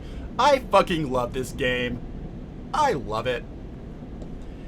It's also, I mean, I know you have like a cool computer system set up, Happy Capture for streaming so you don't chug. But for me, I'm super excited that the Disco Elysium Final Cut has come out both on Xbox X and Switch, so I can stream it without it being as laggy as it was the last time when I was playing and streaming on the same thing. This game was created specifically for me, Toaster. It is. As well as Disco Elysium. Like, this one lets me have some fun reading good text out loud, which I enjoy doing. I get a little tired, but it's fun to like what's the word I'm looking for? Theatrically read. But in Disco Elysium, it's more like I was being read to, and I loved it. It's like I was reading the best book I ever read. Because I know they had over 1 million words in that book, in that game, which if you think about it, a big fat like Wheel of Time book is about 100,000 words. So within that one game, they wrote more than the entire series of the Wheel of Time in dialogue and descriptions, which blows my fucking mind as a writer. I know they had a team, but that is still so much fucking dialogue and description that warms my fucking heart. And then they also did all the other music and the art and stuff. That's why what I think of, like, I don't mind playing a dumb game just to play it. I play mindless, like, twin stick shooter roguelites all the time. But I think when it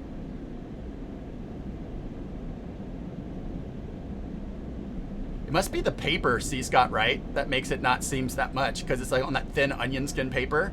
Put that on like paperback paper, and I wonder how big the Bible would be. Like, cut it down to the size of like a trade paperback and put it on like thick paperback, the kind of like that pulp paper. And I wonder how many volumes the Bible would be. It probably would be close to like the amount of the Wheel of Time, because like 100,000 is the basic large fantasy novel count. A normal novel starts at 40,000. Novella is 15,000. Short story is 500. 750 is short story, I think. Starts and then ends at 4,000 words. Yeah. Okay. Yeah. Also, like, yeah, I want to write for their next game so bad. So bad.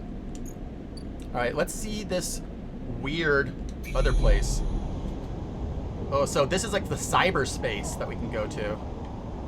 This is fucking rad. What is this? The data here is part of a cache. Oh. Data actions allow you to extract data. They will work like dice actions.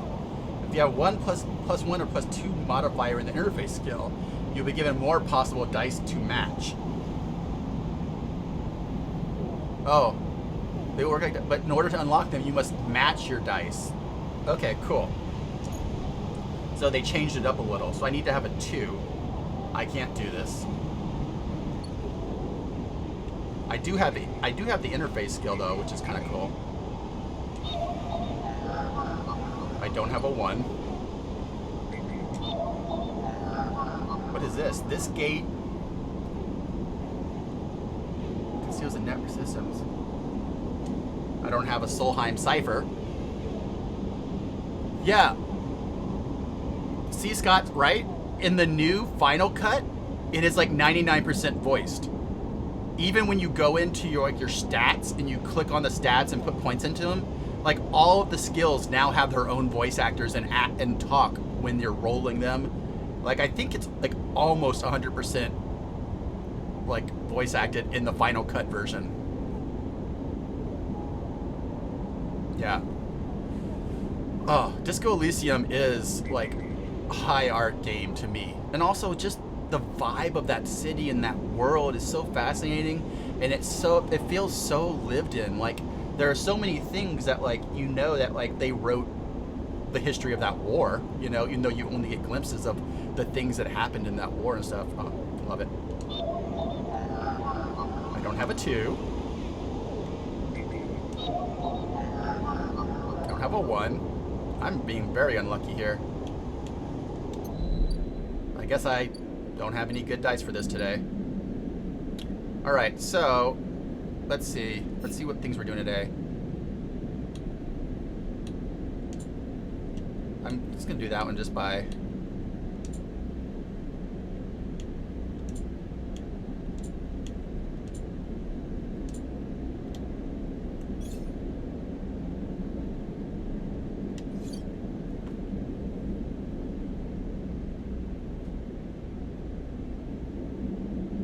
When it first came out, I think it was only like some of the main parts were voice acted. But man, my favorite part really is the voices of all the, like the lizard brain and stuff. I'm glad I only played the final cut because that's my favorite bit, man. Like, is when like it's like, yes, drink it, yeah, do it, man. All right, let's go and do a little bit of work first. I don't think we have enough money really to do anything, so let's go on the chain gang. Wait, what's back here? Nothing. Let's see what's at the shipyard first. I haven't gone here yet.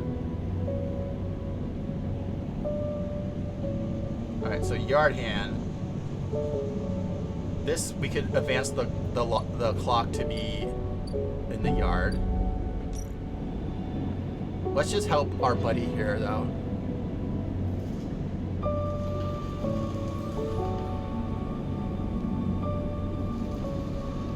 I need to, let's see if I don't know, I think I can gift someone else a game out of my Steam library, right? Maybe I can gift you my copy of Disco Elysium since I'm going to play it again, but I'm going to play it on a console instead. I think you can transfer GOG and Steam games.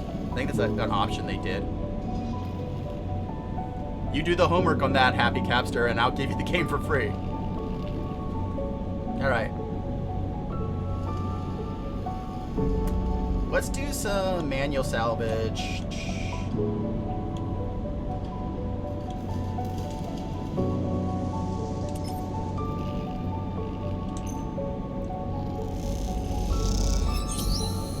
Oh, get out there. All right, so we just finished back in business. What does that do now? Oh, okay, we have to talk to Dragos now. I need to go get myself a new ice water in a little bit. I've almost drank my whole water, y'all. Doing better. I am loving this. I can see myself just getting sucked into this game. Oh, let me set a new timer for the next laundry. Setting a new 55-minute timer. Do you like how cute my little timer is? I have this timer for doing writing sprints. But I got it because it matches my mid-century alchemist look I have going on here. You arrive in a buzz of activity at the yard. Red blinking lights flash across a vast dark shape suspended below the dome. They flicker across scorched hull plates and bent structures spilling from holes in the twisted shape. The cutter is huge and has been torn apart in some violent encounter. She's a beauty, ain't she? Drago stands to the side, focusing on the hulking ship as it lowers in the yard. What is it? That, my friend, is A-grade scrap. I should thank you. This place was on its last legs when you turned up, and now look at this. The ship descends slowly, its interior visible through the hull breaches. You struggle to gather the same enthusiasm as Drago's. You can't help but think of what became of its crew. What happened?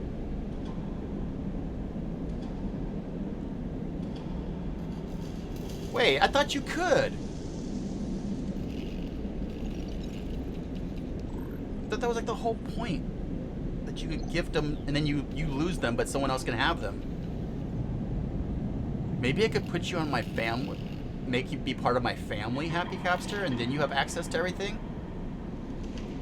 Could I add you as a family member, though, and then you can have access to my library?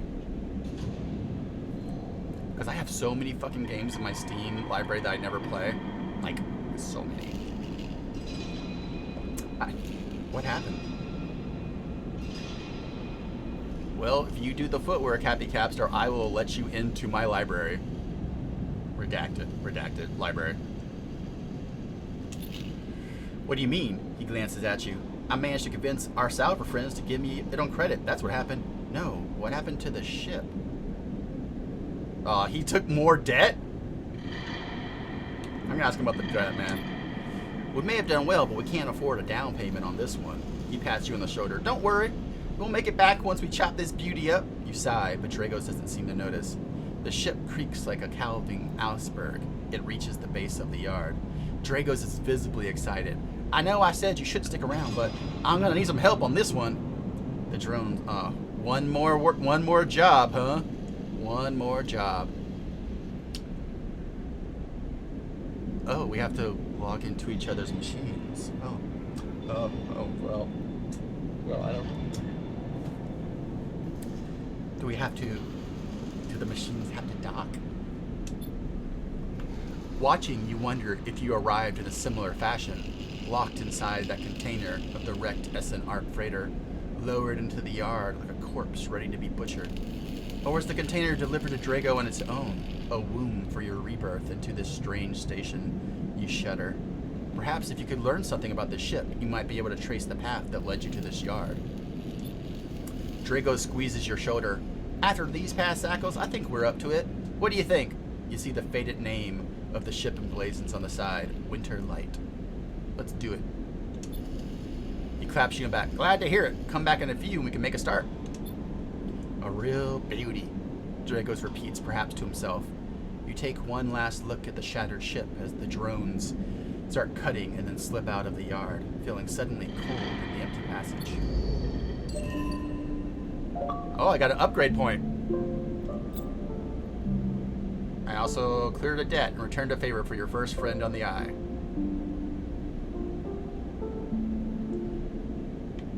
Alright, so I've earned my first drive. Each drive completes an upgrade point to spend on your upgrade your character. Access your character with RB. Alright, upgrade.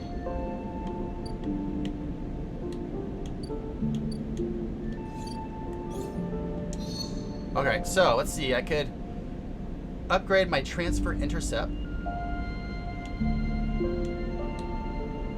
Icebreaker. Agent nodes give you double data rewards. Efficient extractor. I like efficient extractor. I like predictive reasoning though too.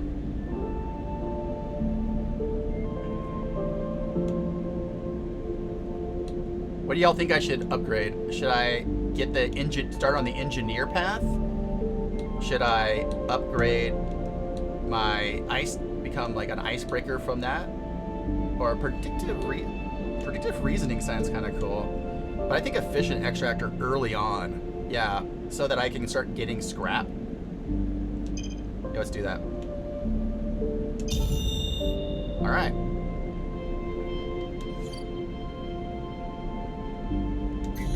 I wonder if these change. No, still the dice that I don't have today. Let's go and try and do that dumb one where I got fucked up last time. This one.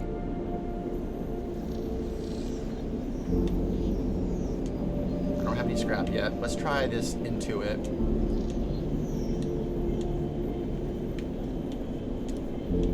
Let's get my expensive one. It's 50-50. Ooh, we got a neutral outcome, so we succeeded.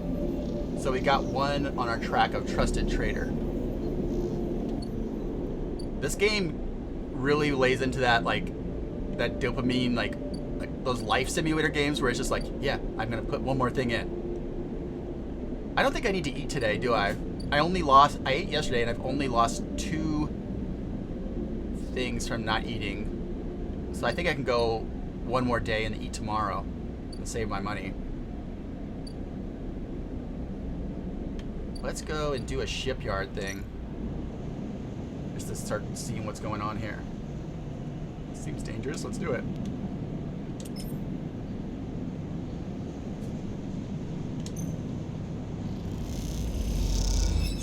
Yeah! We got 2 on our yard hand.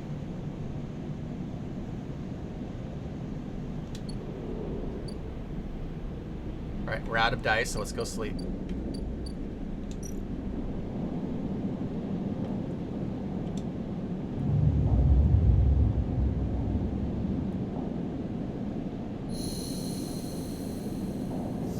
How are people enjoying this game, or what's up? Yeah, like I'm starting to die, man. My body.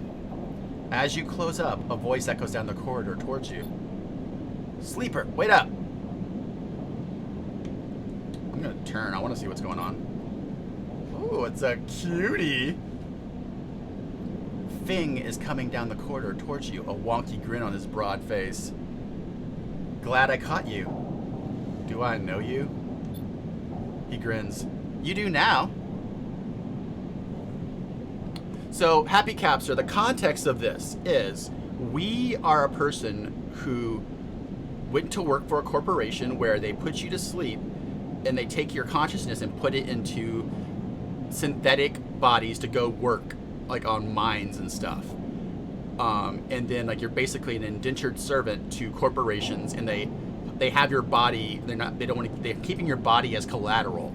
But then you found out that they have like a thing built in, like obsolescence, where if you don't keep taking their drugs, they keep you control of you, your body starts dying. So you and 10 other androids have escaped, and you don't remember anything, but you woke up in like in a broken ship here on this space station. And so you're both trying to repair your body and figure out what's going on, and also remember your past. And now there's like you had a memory of someone coming after you. So just like real life. So up at the top of the screen where it says fading, that is the integrity of your synthetic body. And I haven't had the drugs that the corporation has lately. So as it gets lower, you can use less and less dice. And each dice you can use it for one action. And on the bottom is your energy, like food. So basically it's cyberpunk. You are a runaway indentured servant robot, but you have like a human, maybe, you don't know. You're like, am I a copy of a copy? You know, so it's like that whole kind of like a very kind of like altered carbon, fuck that guy kind of story. He grins. You do now. He puts a hand on your arm. Hey, don't touch me, bro. I've seen you hanging around, just want to chat. You staying in that thing? He nods towards the container, shaking his head. Rough. It can be hard to get a start on the eye. Bro, don't ask before you touch me. He looks away from the passage. What was it old Erlen says? The eye opens for us all? Nice idea, but well, not always very practical. He quints at you. We do our best, but it isn't easy. We? You pass together through the main walkway. Havenage. We're all one dysfunctional family. Fang puts her arm around you. I'm gonna pop this guy in the head. I'm not part of the security branch, though. I don't worry. I'm with systems. Havenage. Think of us as the Administrative Association for the Eye. This guy is like the the Thieves Guild. Depending on who you talk to, we either emerge as a response to or a continuation of Andre Erlen's original union. Oh, there's a union. Cool. It says, personally, I avoid the topic. I'm pro-union. And also, Happy Capster, this is basically, the mechanics is basically the Blades in the Dark mechanics with clocks and then actions, and then like you have 3 types of outcomes. Look, that's not what I'm here to discuss. I've been seeing some unusual network activity. Well, I know a little about you sleepers. I have a small proposition for you. He glances around. Well, this is not the place for it. I love it too, Happy Capture. I love this game. I have an office just across the way. Give me a cycle or 2 to prepare. Then when you are settled, stop by. He lowers his voice and gives you a dark look. In truth, I need you. If what they say is true about you sleepers, well, there's work to be done. He pats you on the back, his voice bright and his dark look suddenly gone. Stay clean, sleeper. He walks off down the passage, raising a hand in farewell. Don't trust this guy, but I like him. Maybe we can smooch. Alright, what do we do? I have upgrades available? I thought I spent it. No, I don't, you liar.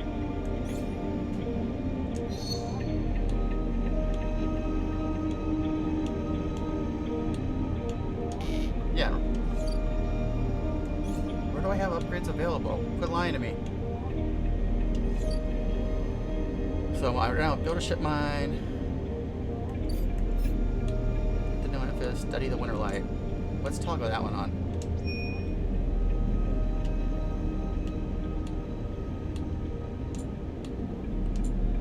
Yeah, this one we're just. I don't think she has done the Viola stabilizer yet, right? Oh, I think maybe she did fix it. The first thing you see on entering is the glint of Toshiro's implants like cat eyes. Dak Rambo! In the dark of this corridor, he nods in as you arrive at Sabine's door. The entryway is still dark, and you push through the sheeting. the sheeting into the surgery. Look how cool this person is, Happy Capster. I have it. Sabine stands with the case open in front of them, a set of vials lined up inside, separated by foam inserts. They pick one up, rotating it in the warm light. I have no idea how yet again. They trail off. We should treat this with caution. It looks authentic, and I have no idea if it really is what it appears to be. I'm the test case? That seems to be the case. Unfortunately, I'm not sure we have another choice. They gesture for you to sit on the bed. Yeah, same, Happy. The stabilizer works under a similar principle to an immunosuppressant in a transplant operation, in that it stops your body from injecting the unfamiliar part of yourself. In the case of your frame, the unfamiliar part is each of your biosynthetic organ groups, which over time are identified by your body as foreign material and therefore must be eliminated. Sabine holds up a vial of would-be stabilizer. However, unlike an immunosuppressant, the stabilizer doesn't do this by limiting your entire immune system. Instead, it re-encodes your biosynthetic organs with new protein chains, which act as passcodes within your immune system. The stabilizer refreshes those passcodes, keeping your frame from rejecting all of its organs. Aw, anonymous gifter!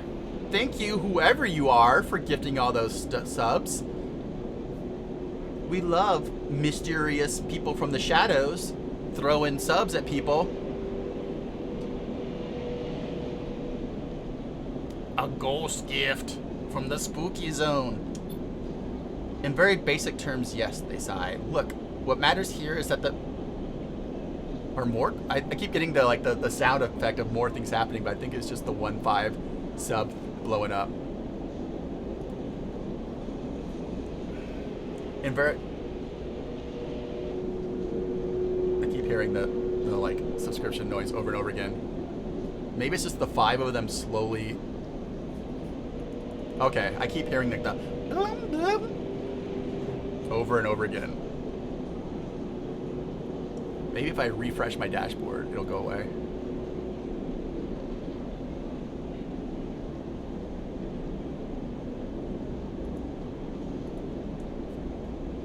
Alright. At least if the stabilizer is genuine, the only way to know is to inject the vial. Let's do it. Sabine cracks the glass necks of the stabilizer vial and uses a syringe to extract a fraction of the liquid. They tap the syringe and you watch as any sight may emerge from the clear liquid. You barely feel the needle, your frame registering the initial injection but with little response. A sensation begins to spread from the site, a fizzing, trembling wave that disperses through your arm with incredible speed. Your vision goes white, and when it returns, Sabine appears encased in shards of sparkling light that slowly fade into darkness as you settle back against the bed.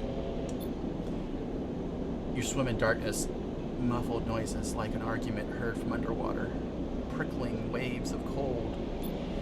When you sit back up, Sabine is sitting in a chair by the window, facing away from you, backlit by the glow of their slate. Awake? What happened? The stabilizer is genuine. They sit down beside the bed. I don't know how yet again acquired a case of this stuff, but they did. Sabine looks troubled, distracted. You should rest some more, but you're going to have to do that somewhere else. I have other patients, sorry. I'm afraid I can't offer you any more doses. You're going to need to pay for your next dose. Silence fills the room and they return to the glowing slate. Sabine? Nothing comes free, sleeper. Remember that. Oh, hey. Thank you, troll. Goblin. Come say hi, people. No, I'm not wearing enough pants. But they can't see your non-pants regions. But I feel it in my heart. You manage to get to your feet and wander out into the hallway. Toshiro stands impatiently by the door, fixes you with a glare. Everyone's yelling hi to you, Dr. Richard. You lower your eyes as you stumble past. Oh, look at me, I'm stable. But I'm hungry.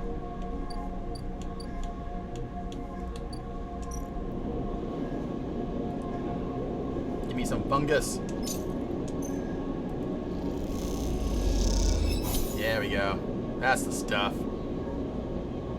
I'm almost a fungus fan.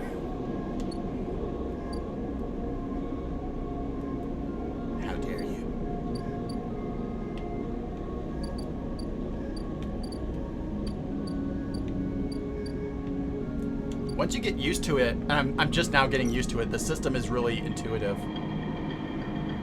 Forensic trawl.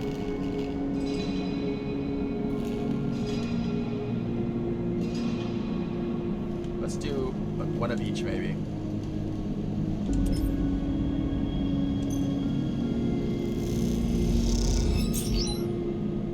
Oh, I got a scrap item. Nice. I'm glad we took that.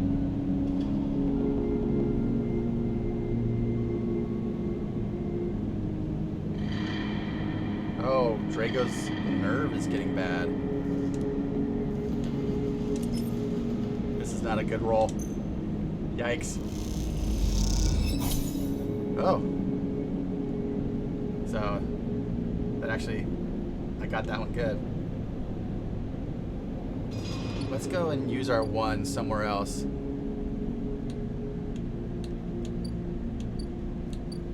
Kind of want to do the shipyard thing.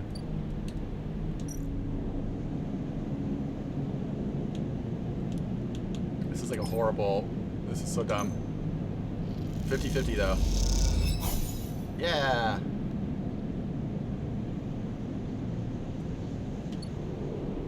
There was some place that was like, do you want to have, I guess it doesn't matter because I don't have a,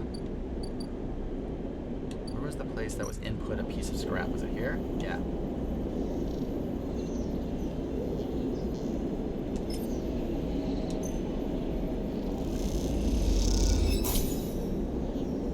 That helped with Trusted Trader too. Cool. Alright, now let's go sleep. Because we are officially out of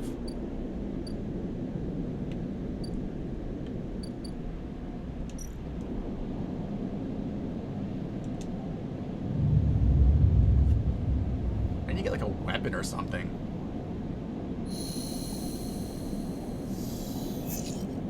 Look at that, look at all those fucking dice we got. Whoa, what is that? What's this new place? Fang. Oh, that's Fang, okay. Let's go see if there's something we can do inside of the keynote now. Let's see what, because I remember before we didn't have any of the right dice. This is a Havenage cipher. We don't have that. This needs a 3. I do have a 3. Oh no, it's 2. What is that plus? I don't know what the thing on the right means then. But let's not do this. Put the 2 in there.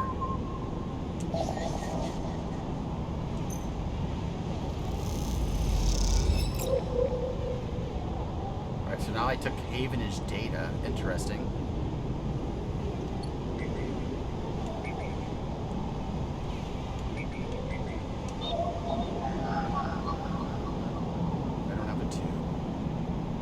Oh, I think I could have boosted it by putting an extra dice in there. Interesting. So 1, I don't have a 1. I don't have a Solheim cipher. 3, I could do this. I was curious about all the shit in here.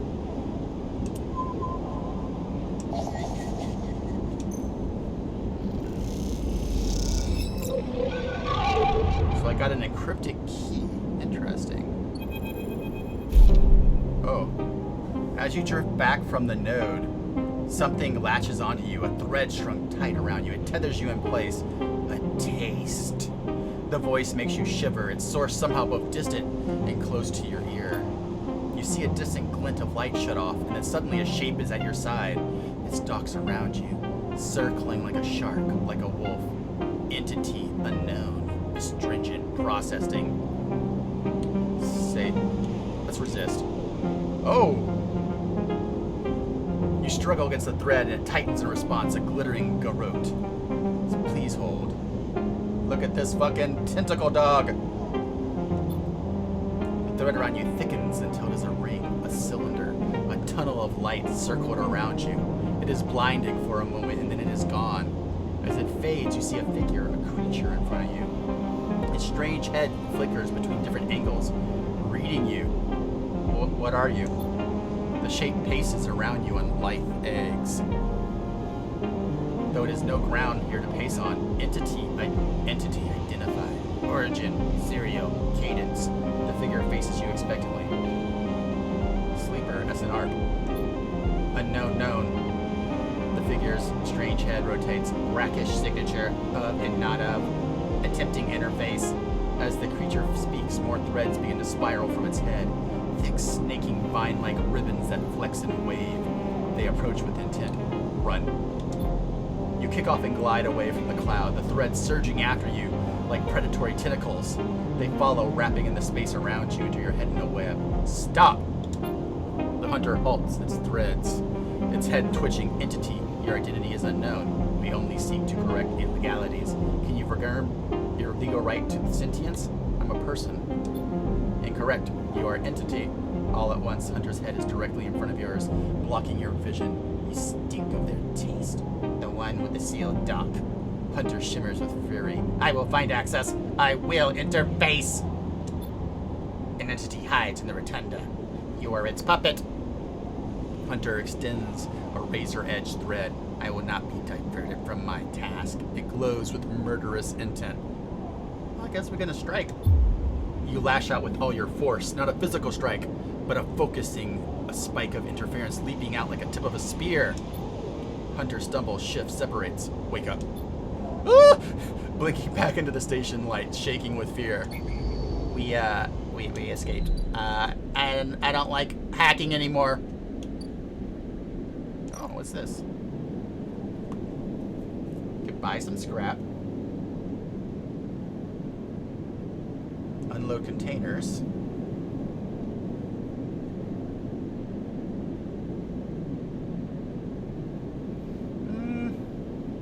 Yeah, let's try it out. Got some good dice. What does this give me?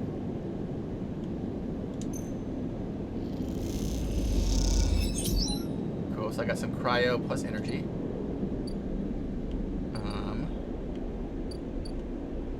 How much money do I have? 94. I could go to the lower deck, but let's actually go to the exchange and play the exchange.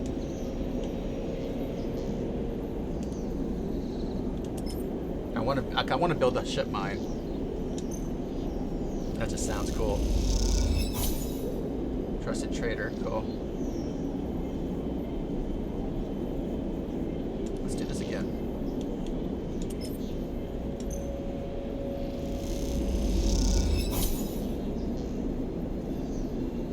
Yeah, we're 2 away from them trusting us. And we have to go to bed. Wait, does he want to talk to us? Sleeper.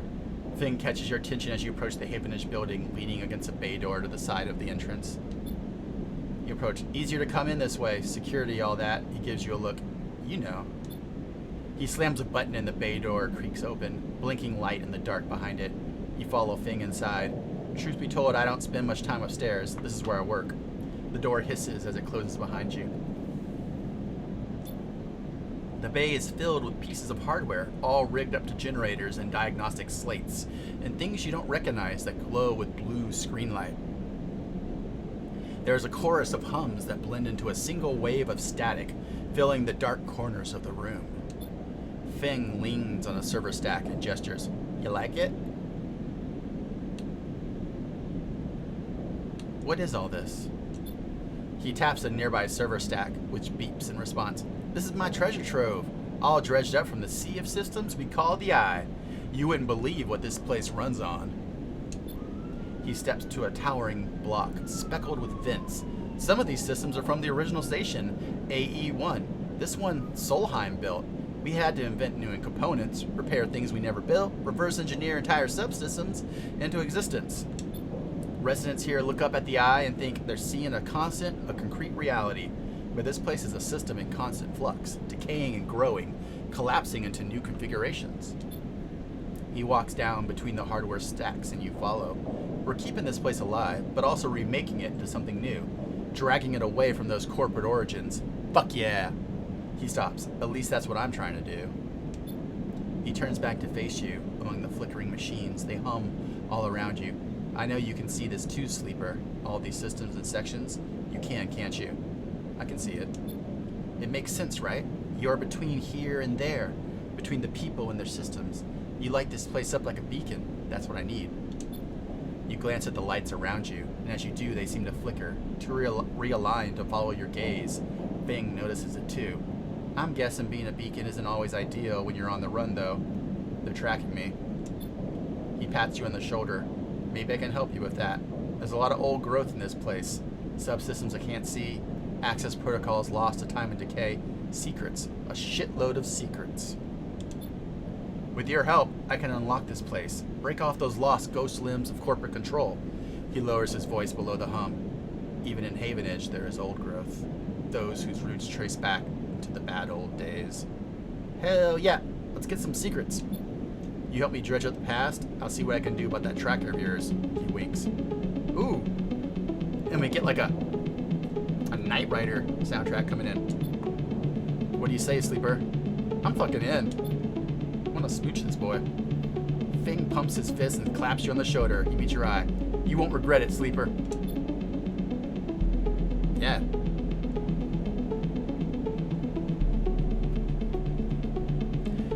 Fing passes you a ragged-looking metal tab. A gift. He smiles. It's a Solheim cipher. I dug it up in the depths of the station. Slap that into an old network gate, and you'll be able to pull out all kinds of secrets from nodes inside. He walks back to the bay. Start by bringing me whatever you can turn up. Use that emulated mind of yours and see what's there. Let's get a picture of how things are. Those above, he nods at the ceiling, have granted me an acquisitions budget. I can pay you for whatever useful data you bring in. I know you need it. He slams the door button again. Keep it quiet, keep it clean, Sleeper, and I'll see you soon. In my mind, for some reason, he sounds like George Clooney. You step back, blinking back out of the passage, those flickering lights still in the back of your mind. Alright, I know we need... Oh, I have a new drive. Disable my tracker. Okay, cool.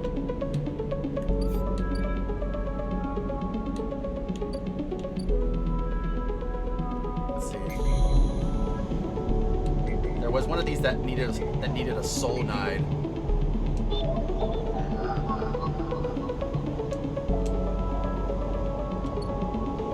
Let's see, what was it? Was it the keynote one? No, it's just a 2. One of these needed a cipher.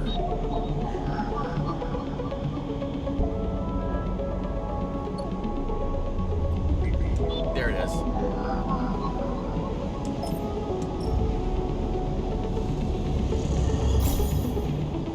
One gate S7 access.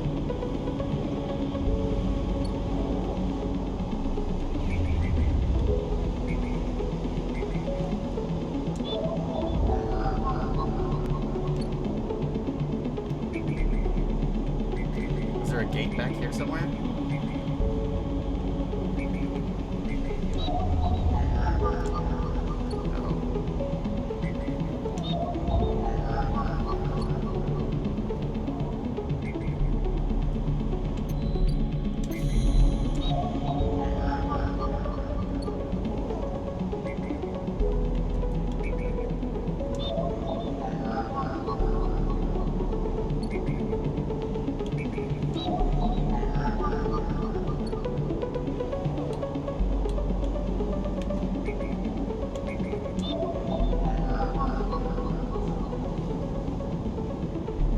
Solheim demon.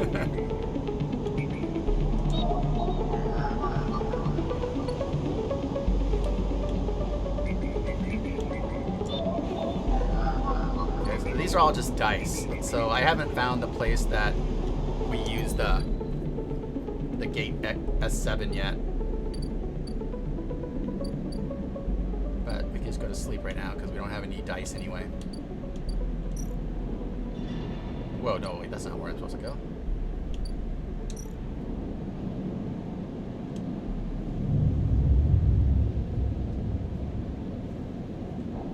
Yo, dog, we heard you like tentacles. The little ice cubes in my drink are little heart ice cubes, by the way. So a bunch of ones. Ugh, those are probably good for, like, hacking. I need to go get some food first thing. I'm hungry for that fungus. The fungus among us.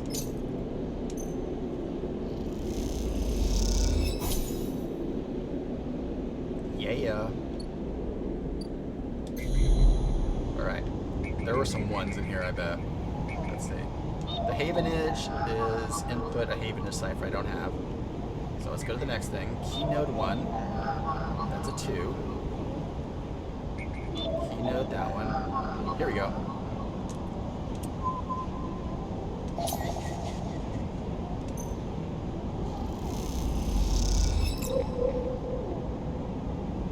So I got an encrypt key.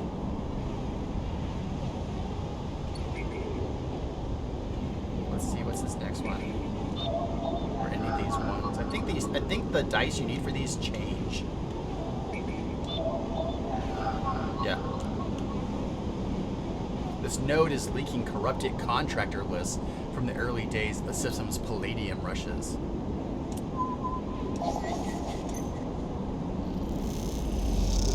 We got some Solheim data. Nice.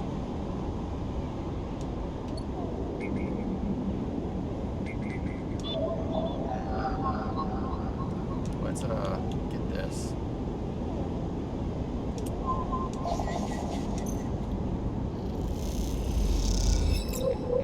More Solheim data. Let's see if there's one more place that has a 1 on it. It's a 2. Here we go. The node pulses faintly as it mines cryo at a glacial paste abandoned by the hacker who repurposed it.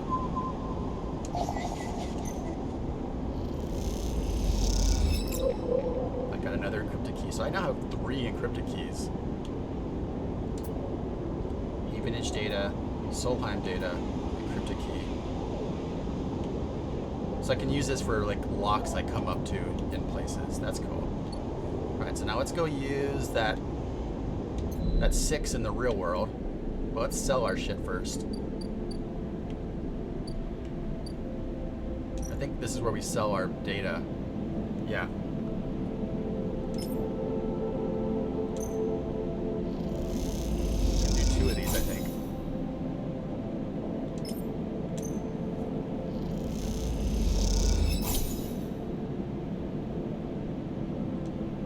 All the deliverable data we have.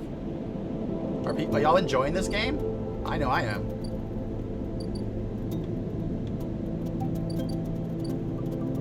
I kind of want to go and do the ord exchange.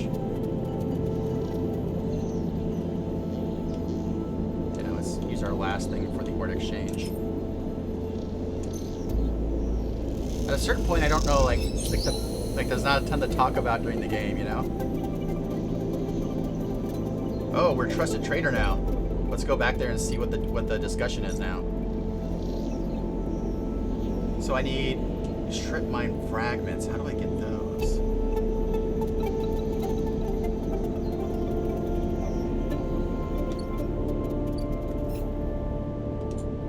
You've heard talk.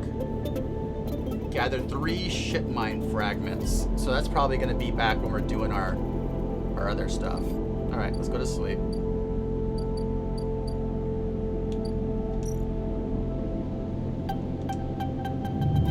Getting closer and closer.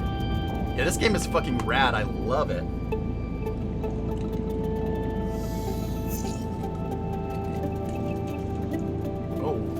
We got a. Is that a 6? We got our fucking 6, baby. Let's see what we use that. Let's go and get our mushrooms every day. Oh, we're about to become a fungus fam. Fungus fam. Yes. So let's leave and go back so I think we get to have a conversation with him now. Yeah. Sleeper! Memphis calls out to you. A booming voice that echoes down the corridor. Tell me a story. He throws a handful of chopped mushrooms into his wok, the fire leaping to meet the oil. I see you cycle in, cycle out, but we never speak. Tell me a story. Why? He shrugs. I like stories. He pauses to drizzle something from a plastic bottle. I like people. I like stories. You pause. The spice is rich in your nostrils and think about the kind of story you'd like to tell Emphas. You look at Emphas, the listener. Imagine he has heard it all before. Perhaps you'd enjoy a strange story, something with some spice. All right, ghost story or tell him about your dreams? I think dreams is better for the plot, but telling a ghost story would be fun too. So, everybody yell out in chat, spam ghost or dream.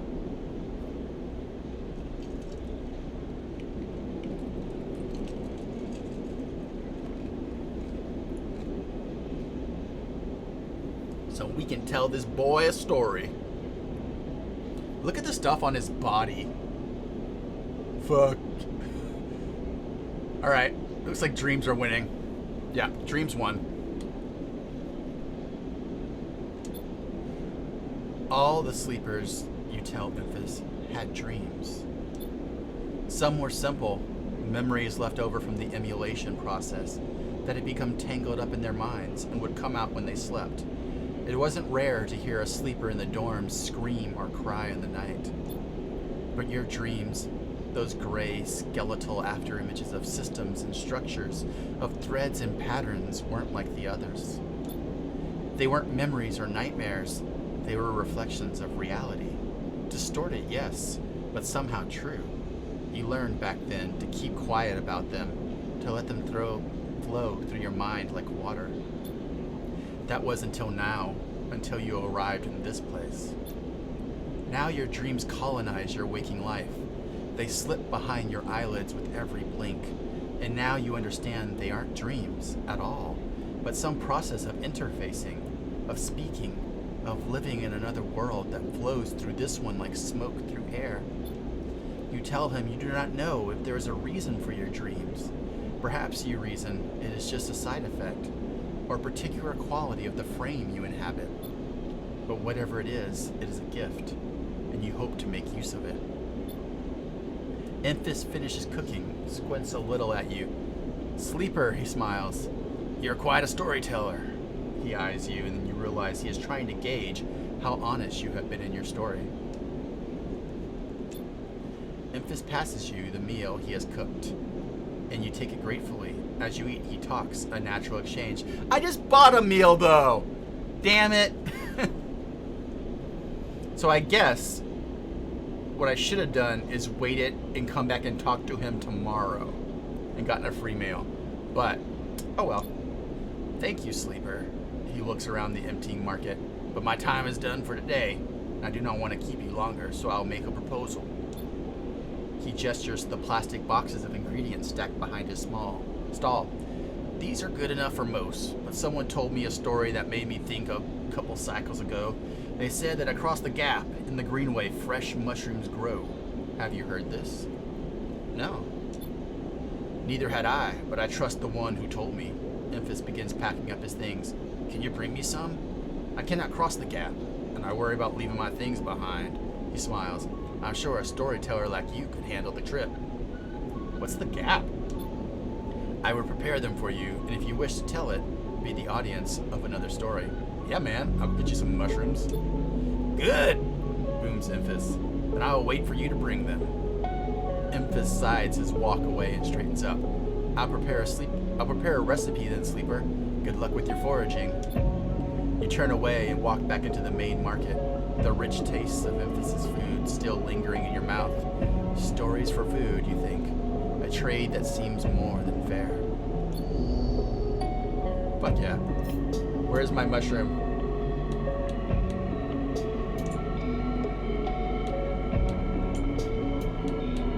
I'm gonna toggle that on.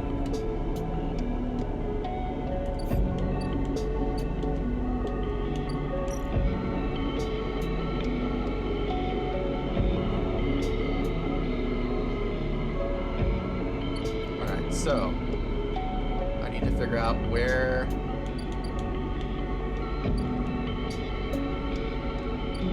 this other thing is.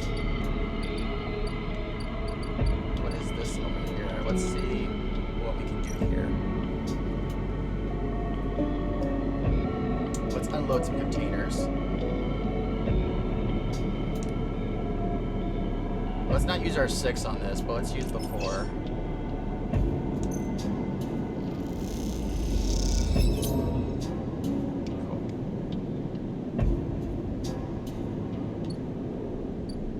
I'm gonna go do the deckhand shit.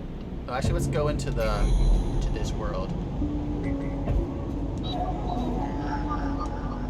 I don't have a Haven Decipher yet.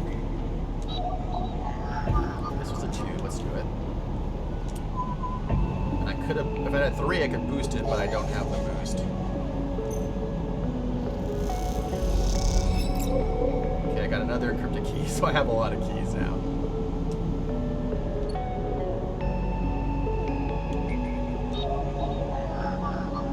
This is a 2. I don't have a 2, unfortunately.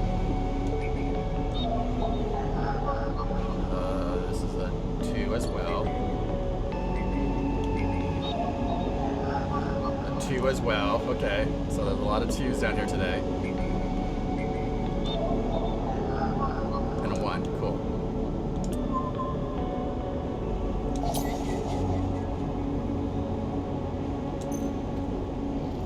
What are they talking about? These gangs. I got some Yatagan data. Cool. Oh, a glimmer in the dark catches your eye as the orb of Hunter's head appears in the distance. He is looking for you. I'm gonna run.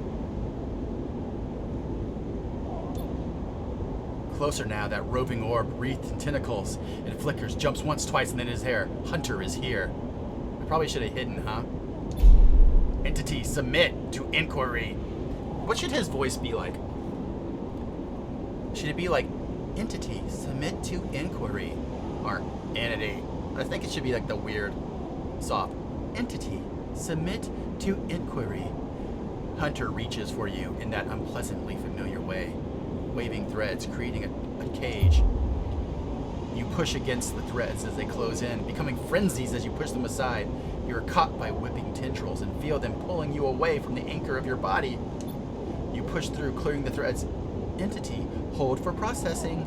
Comes the scream from behind. Wait. He's screaming. It's like, entity, hold for... I don't know how to do that voice. You're already gliding away, back to your anchor, your body. You awake dizzy and distorted, but safe.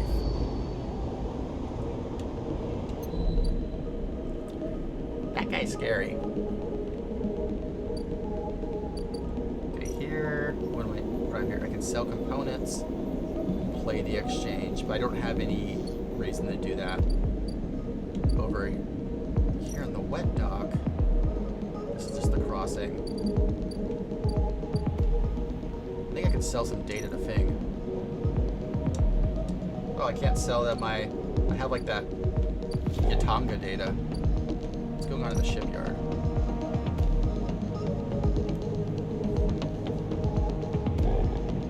Yeah, let's do one of these. I'm gonna use my 4. I'm gonna save my 6 for like the investigation on my own stuff.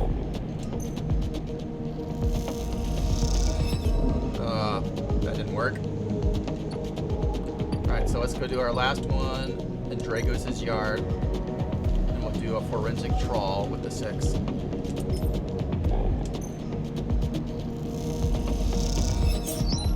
we got a scrap item and 2 winter light. Actually, before we go to bed tonight, yeah, Adventure Tony, take us with you. Let's go pay the toll here and see what happens.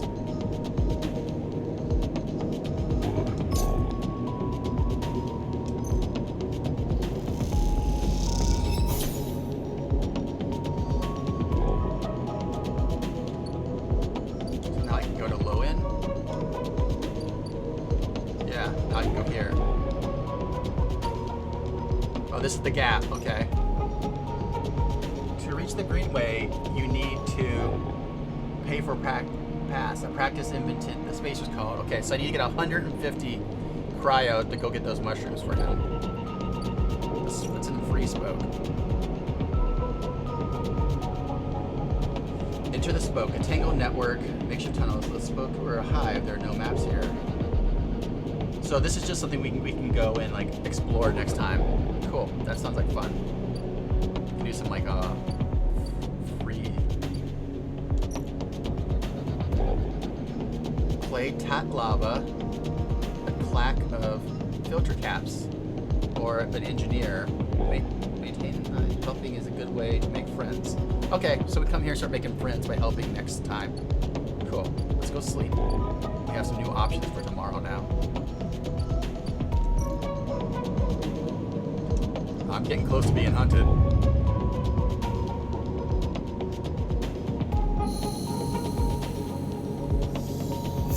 I need to eat.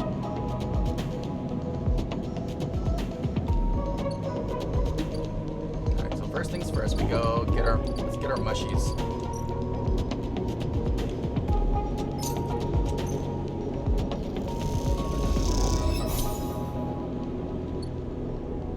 Let's go check out these new places that we got.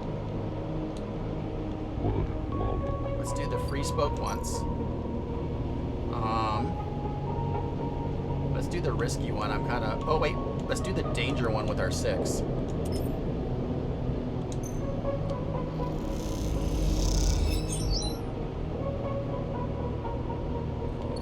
We have 2 2s, so let's go into the Y and do those 2s that we were looking at. Oh, these are new things. Oh, as you get in different places, you can also find new things. Okay, there was a 2 here, I remember.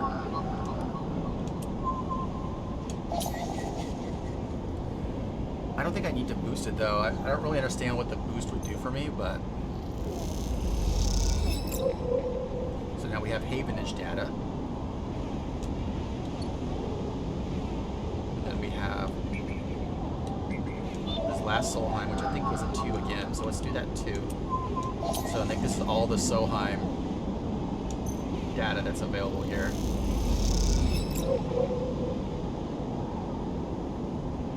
Okay, let's get out of here and go sell this data to Fing.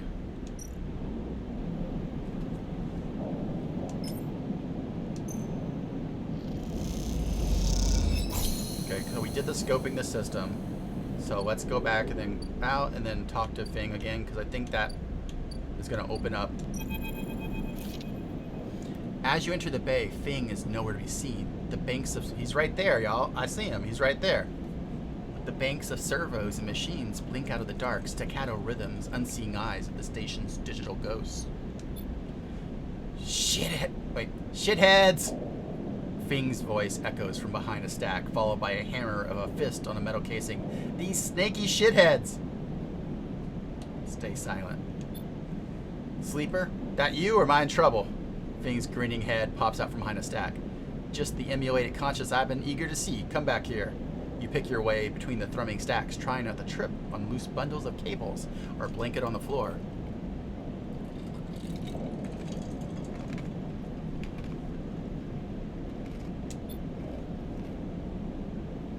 Fing is sat in front of a set of monitors mounted to a stack. Tell me, Sleeper, what do you see? Fing waves at a monitor to his side, glowing with pale lists of information. You lean in closer, looking for the links in the data. The tables seem to be filled with personal information. Names, genders, dates, ID numbers, all the markers of institutional records. Shitheads? Fing laughs. Maybe not all of them, but what kind of shitheads? Solheim. Bingo. He taps the terminal. I pulled these from the old data you brought in. All the employees of the Eye's original owners, and... He leans past and you scroll down the list. This one. This is a snaky shithead. He stabs at the screen with a finger. The name reads Hardin Hurst. Friend of yours? Fing gives you a sideways look. Funny you should say that, Sleeper. He drags a stool out and behind him and motions for you to sit. There just so happens to be a Hardin Hurst in Havenage. He waits for your reaction. In Havenage? That's it. He's right here on the station now. Fing leans back in his chair. Just think about it. Decades ago, Hardin worked on this station as a... Fing leans across to look at the monitor. Senior Strategic Operations Executive. Fing raises an eyebrow at you. Our Hardin was keeping the money coming in for Solheim. He defined priority growth initiatives by making sure the extractors they contracted out to were hooked into a system that outsourced all the risk and kept the profit. So a son of a bitch. A real snaky shithead. Good old Hardin shuttled thousands of Palladium Rush workers into an infrastructure, which meant that their cut of the work they did went straight back to Solheim. How do you know all this? I grew up here, Sleeper. This is my history. I am a child of the collapse. Bing turns back to his screen, staring hard at a string of code flickering by. Before I was born, my parents were Solheim contractors. They ate in Solheim canteens, worked on Solheim ships. They breathed Solheim air and they slept in Solheim beds. Bing's voice raises as he speaks, his hands becomes fist. And the work that they paid for that existence? The cycles of hard extraction out in the belt? Solheim took their cut. This was a company town, so to speak, and my parents were just another in the long line of freelance contractors willing to risk their lives for a shot at anything other than poverty. Disposable. This guy, stabbing at Hardin once again with his finger, strategized all that, did the sums, and then somehow, thousands and thousands of cycles later, is still going, still here, crawling in the walls like some shithead snake. He survived the revolution. But how? These guys, they were big time. There's a lot money can get you if you're a company man. Fing relaxes a little. But how is Hardin still kicking? I really don't know. He turns to you and smiles. So are we gonna find out? Hardin is now a big shot in the shipyards, just a few degrees back around the eye from here. Fing brings a map of the lower eye. Havenage might be born out of Erlin's revolutionary zeal, but a flat hierarchy it is not. Hardin happened to float to the top. Fing zooms in on the far yards. Fing grimaces. The thing is, I don't have access to those systems. The shipyard crew is pretty paranoid, and they don't like anyone from systems digging around in their stuff. Plus, we need more than just the name of a Solheim executive. We need proof. Fing holds up a thumbnail-sized drive. That's where this little creation of mine comes in. I call it a ripper worm. He turns the drive between his fingers. It'll rip through any digital storage and spit out a silken thread of filtered data. This one is set on the scent of Hardin Hurst. He hands it over. Getting into the compound might be tricky. Fing puts a hand on your shoulder. But you, however, have a particular act for remote access. Fing grins. If you can extract yourself a Havenage cipher from a Havenage agent, then they sometimes carry them among their data cache. You can crack open the compound's network and slot the worm in through any open port. You never even need to go near the shipyards. So you say you're up to it? Fuck yeah, I hate this guy. I knew it. I knew you'd be happy to catch the snake. And don't worry, once we nail this guy, I'll start working on that tracker of yours. I haven't forgotten. Fing scratches at his chin. Anything the worm gets, it'll send it back here. There's something wrong here, and I aim to get to the rotten core of it. You leave Fing digging through data among the wires and machines of the old station. As you walk out, you try to imagine the Eye as it once was, a vast machine running smooth and strong, directed by people like Hardin. A vast Solheim-built machine into which thousands poured from the surrogate systems, looking for a new life. Hey, Abyssal, good time zone! The hope of a better future, engineered to line someone else's pockets. It's an idea you are intimately familiar with.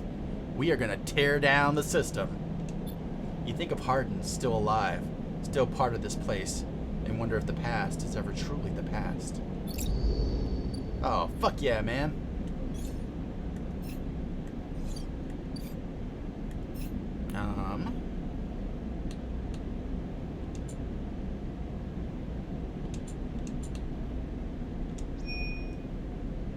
Alright. We have one number 3 left.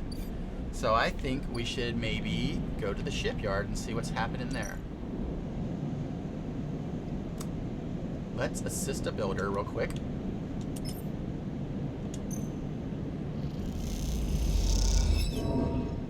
That didn't work very good for us. Alright, now we have to go to bed. We fucked everything up. Yay, Abyssal! I'm glad it arrived. And I'm glad you enjoyed it. Alright, so I need food. and I should probably go get my drugs. Maybe I can wait one more day for my drugs, though. We're talking about in-game here. In real life, I don't wait for my drugs. I just get them. Alright, eat some mushrooms. Yeah, we'll go take the drugs tomorrow. Yeah, we can have another... We have a day of 2. We have a 6 and a 5. That's pretty good.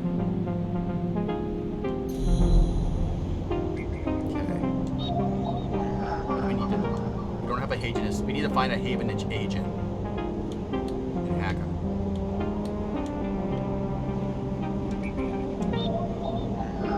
This is a 2. Yeah, we can do this.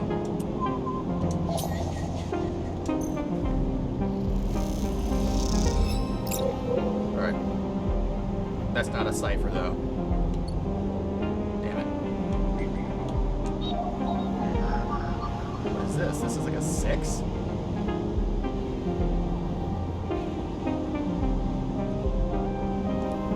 Oh, it's a 2. Okay. I'm dumb. Yeah, I might do a t-shirt stream later, so we'll see. Nice. Thanks for hanging out while you could, Happy Capster.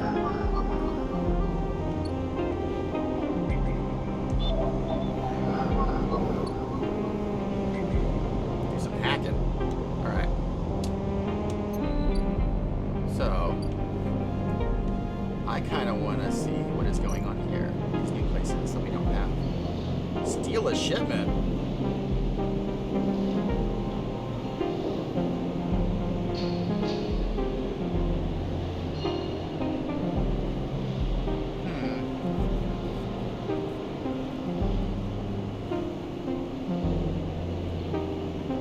Let's see what else before we commit to what we're using our thing for. I kind of want to help the low-end people. Yeah. No, this is not the low-end people. Low-end. Alright. I just got a text. Let me make sure it's not something super important.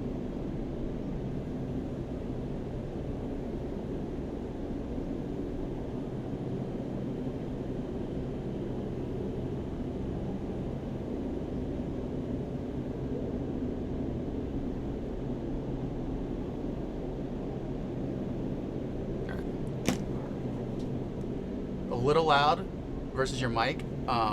Let's see if I just pull this down. Is that better? I don't want to use my 6 on this, but let's use the 5.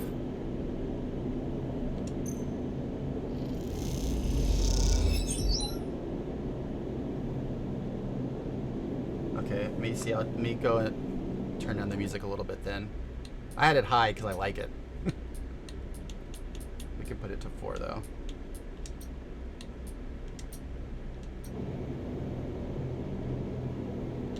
Let's go see if there's something cool to use our 6 on.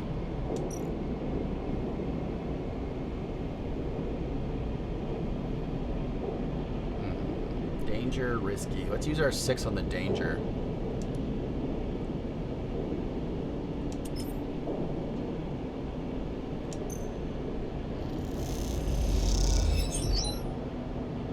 Yeah, I kind of like the idea of being this like climber of the spoke.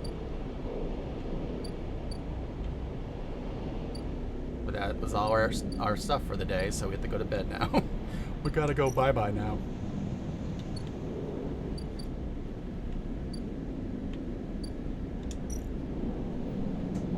Oh, moving the mic helped? Okay, cool. So let's turn the music back up. Because the music is one of the best parts of this game. Not the best parts, but it's really good. The writing is the best part of the game. In the cycle. Man, that guy's almost here.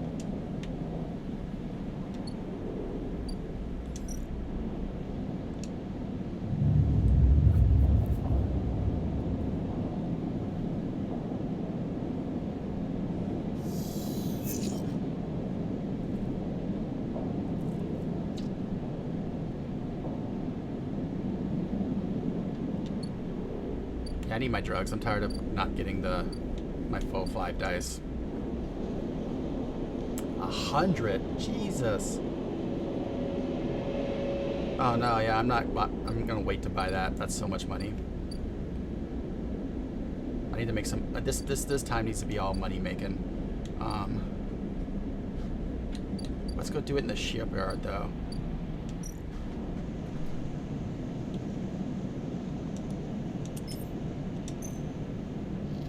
Because maybe I can get scrap from that. So that's one for the yard hand. I guess we can just go do some simple scrap. What is this over here? Merchant freighter. Oh, interesting. Buy a ship mine fragment. Yes, I want that.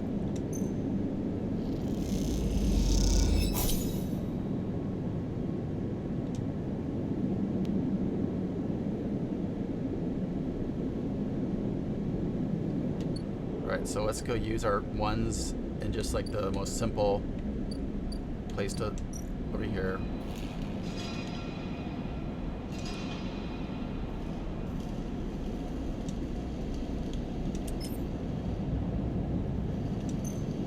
This sucks.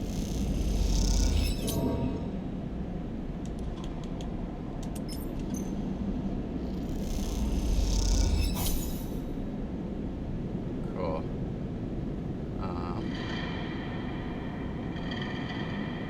I wonder what this Drago's nerve thing is.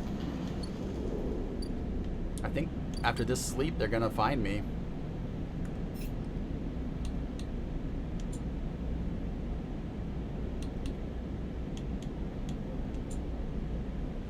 Fing has said he'll.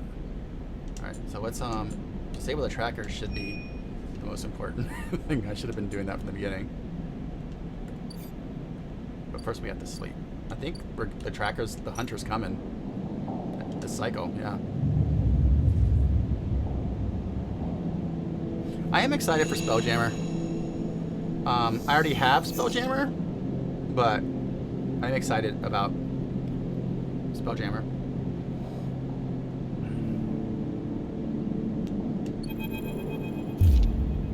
Oh shit. Hold it there, sleeper. Comes a voice from behind you. Don't you run. Should we run or stay still?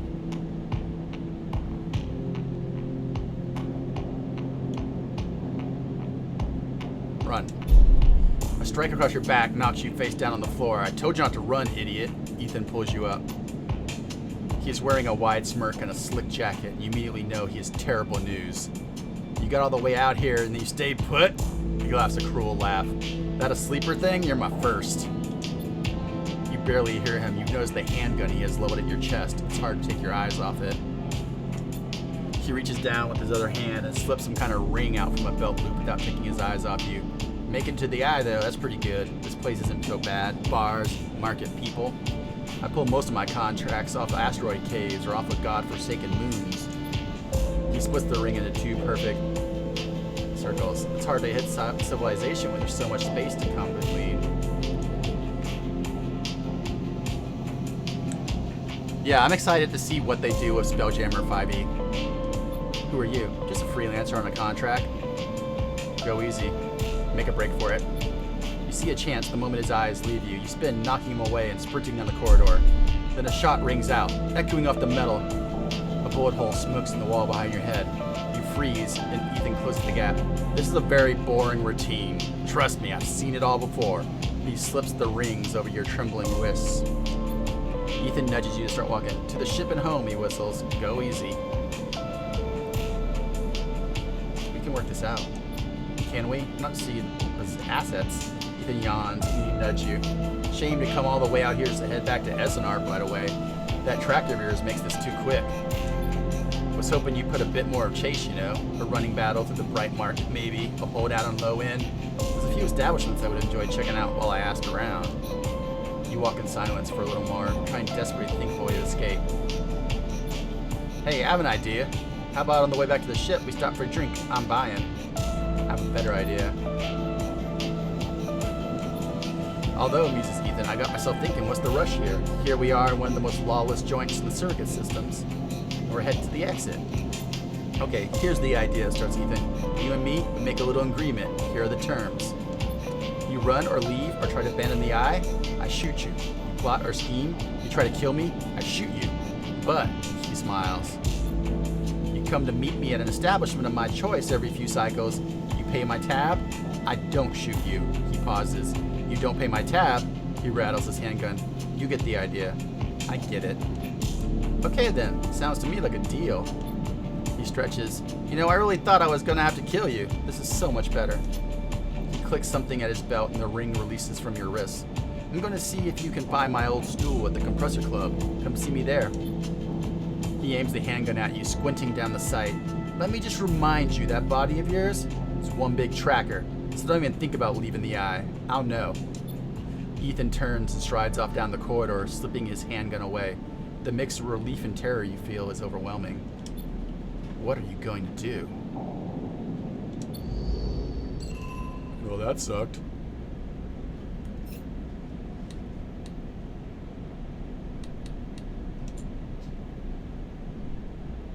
Alright. Let's see. Can I go talk to Feng about this?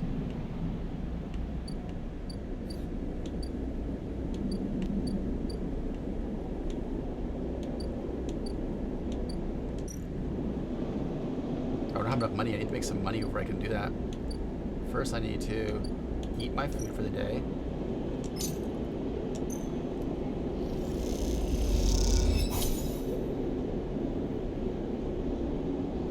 Now I need to go make some money because I'm starting to die.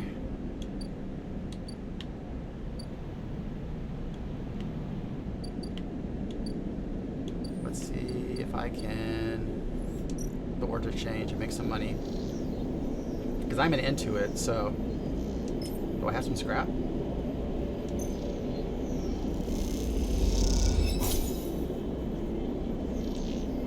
Okay, now let's do this first. Okay, we made 19 cryo. I think there were some 2s down here. Yep.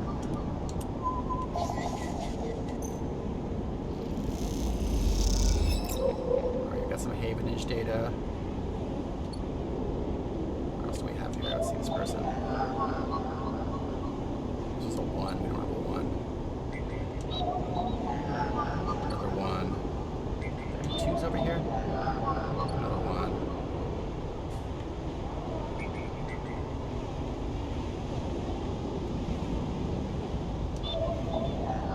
Here's a 2.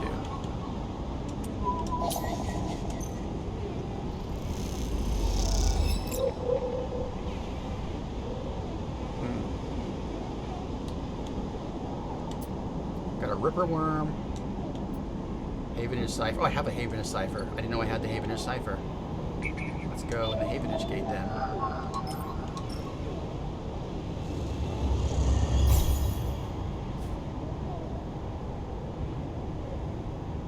The gate slips, you were in.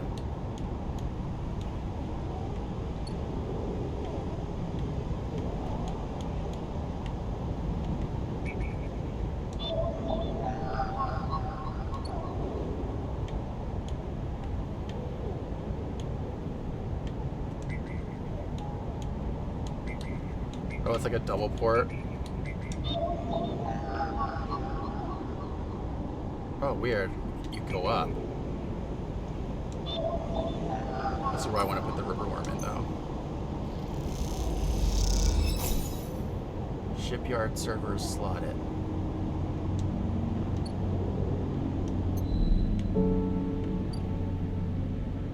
Wait, do I have the stuff over here now? Okay. Let's go back and talk to...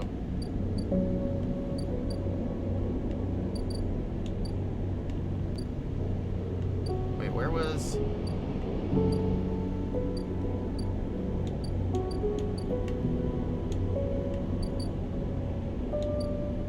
Torque Fabricator.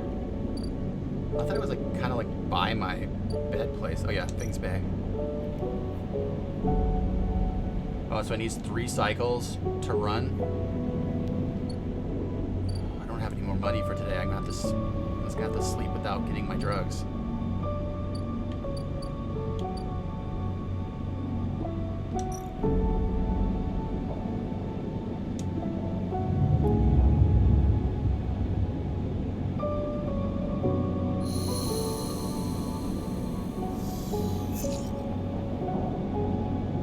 6. That's pretty good. Alright, so let's go and do something that makes us like $5 and we can get our drugs. Probably the best thing is...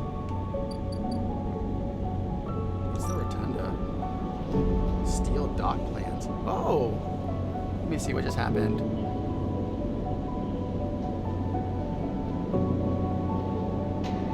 Well, I heard like a bling, but I don't know what.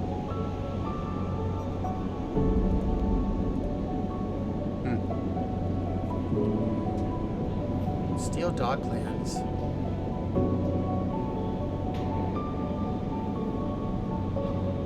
Explore the rotunda. I kind of want to use my 6 to make some money, so let's go to the art exchange. And no, not that one. Yep, that one. But let's do this. Use the 6.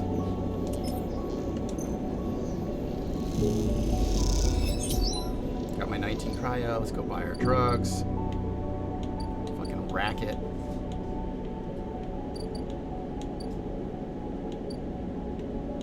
No, go to the left.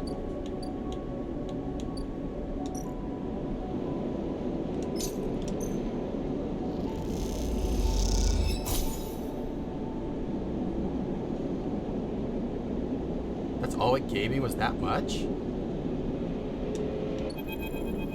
I thought it would give me a lot more. Okay, no. You open the hand, a thin film marked with holes and sigils unscrolls around to the vial. Inspect the handle. The metal is worn, pitted, but you can see the set of numbers imprinted. 207F. Low end. Inspect the film. Passkey. Cool.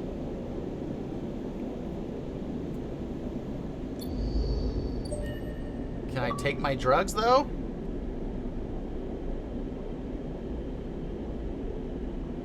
Is that all it gives me back is that much? Wow, that sucked.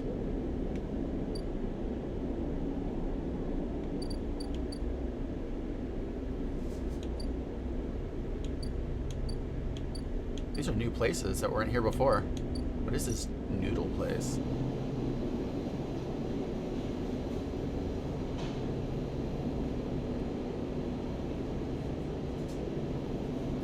Well, let's do this.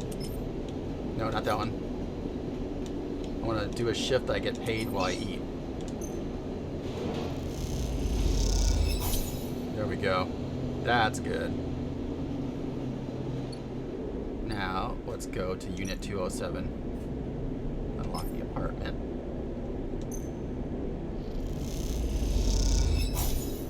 The lock clunks open, the middle door swings inwardly.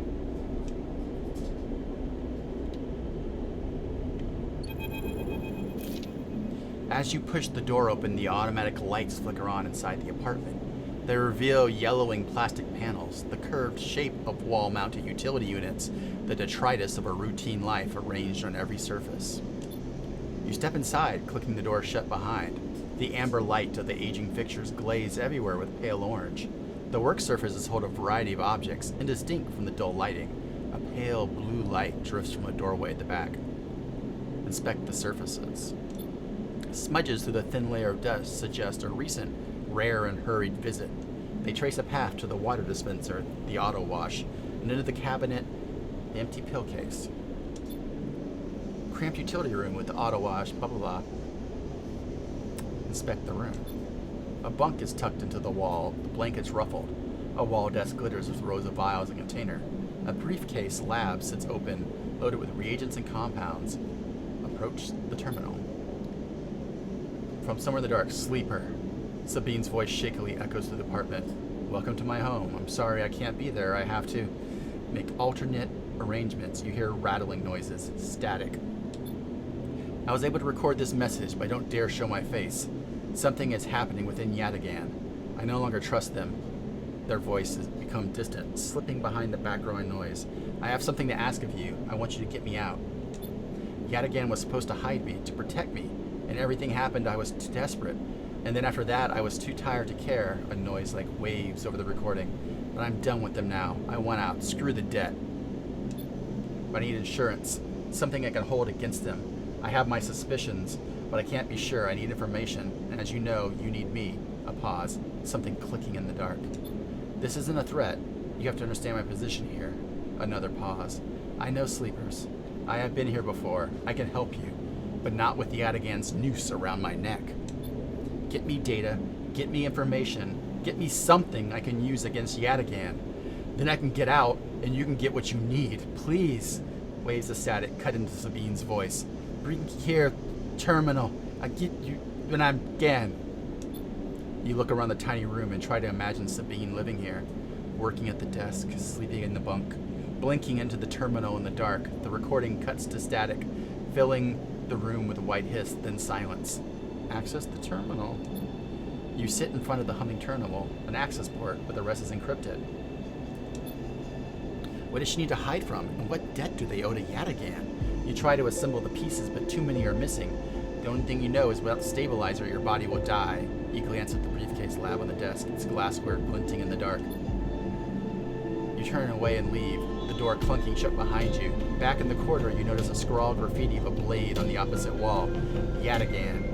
You feel yourself being drawn into something you don't quite understand. Oh boy. Got a new drive.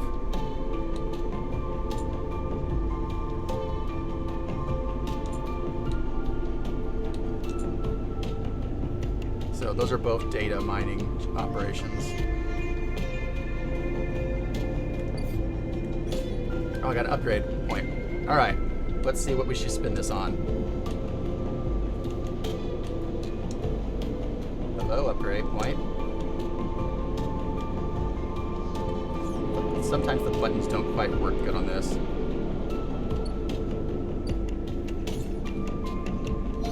All right. So, efficient extractor. We could get photosensitive skin, sunbathe, dice actions allow energy to recover at home. Oh, that's cool. I don't think I have that option right now, but Thrill Seeker, chance to gain energy after any engage. I think I want to go into my. I only have 1 point, so Icebreaker agent knows we have to give me data rewards, so I can save my point. Oh, I like this self-repair though. That would be good. That would be real good.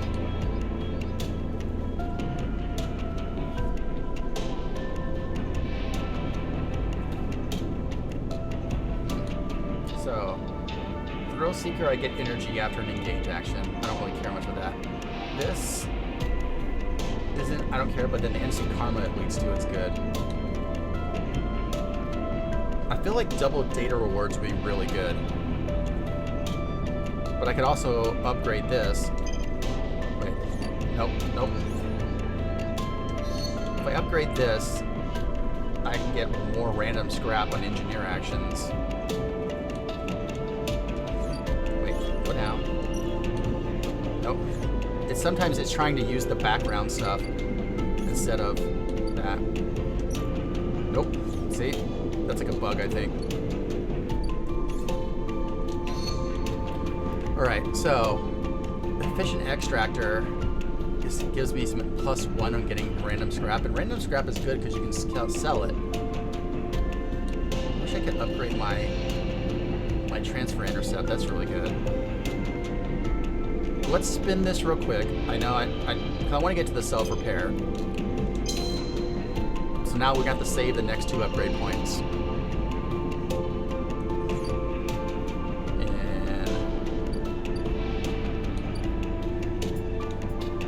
Oh, I can take it now. How do I take it though?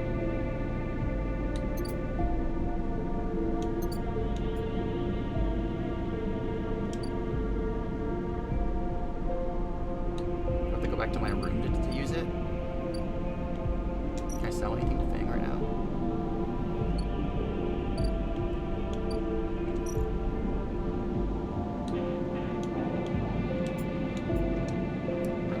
This item. Okay, X.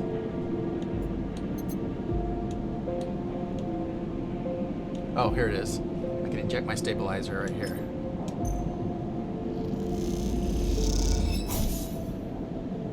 Okay, now we end the cycle.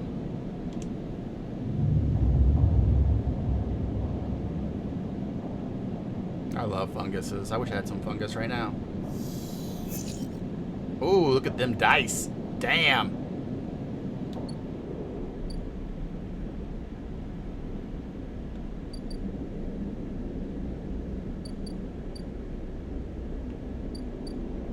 I want to spend one on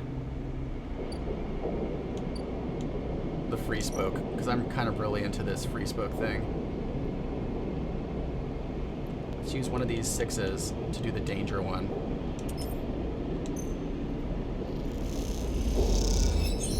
Yeah, so that thing gave us spoke climber, which I don't know what that's going to do when we go back.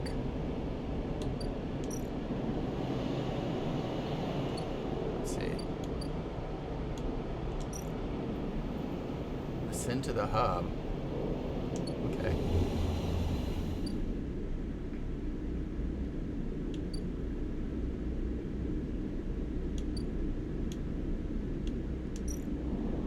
Oh wow, there's a bunch of shit here.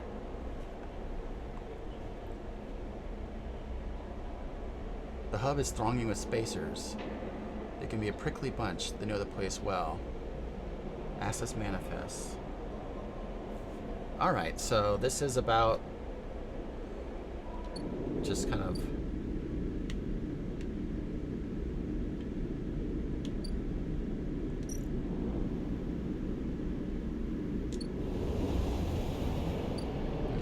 pretty cool. What is this place?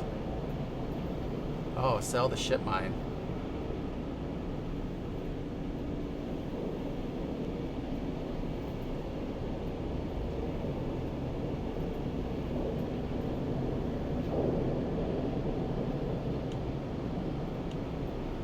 Alright, so this is just some ship mine stuff. The Founder's Gap is that expensive thing I need to get across to get the mushrooms. The freight hub, I can steal a shipment.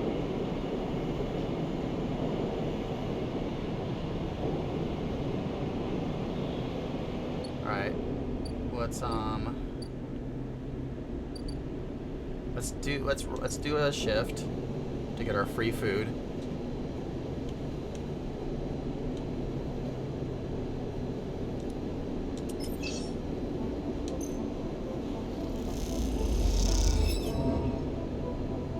I thought we were supposed to get some money from that, though. I could have just bought a real meal. Ah, son of a bitch. All right, let's go into this place. We need to find some Yatagan stuff. It wasn't free. I used my time for it.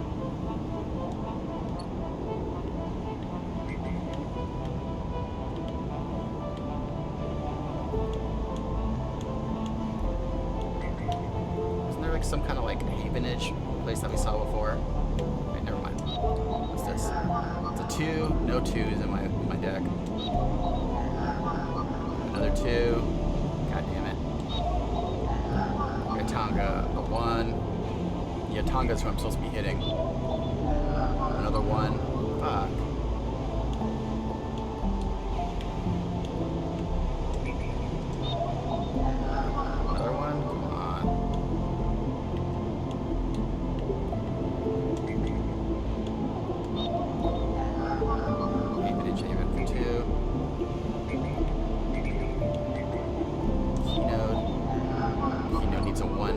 These are like 1s and 2s down here.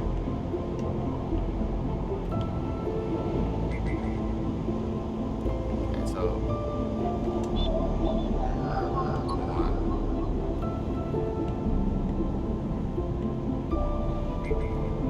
I thought if I turned this around, there was some way I could like. All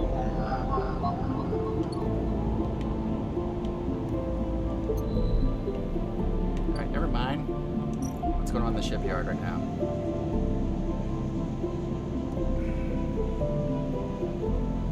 Let's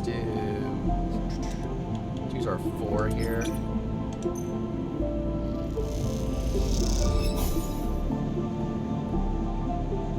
didn't make money on that?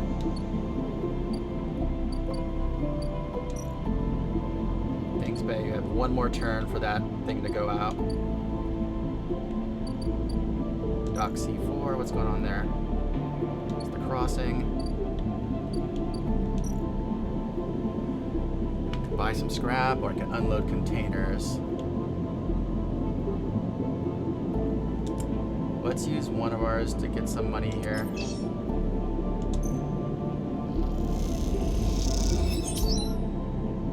Okay.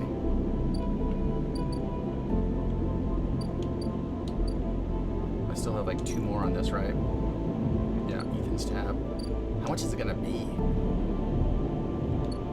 Damn it. I'm so low on money right now. It's a network fabricator.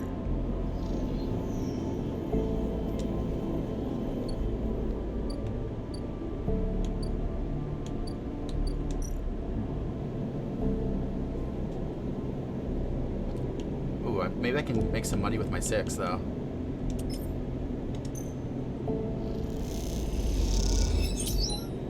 I only got 3 cryo for that? Bullshit. Alright.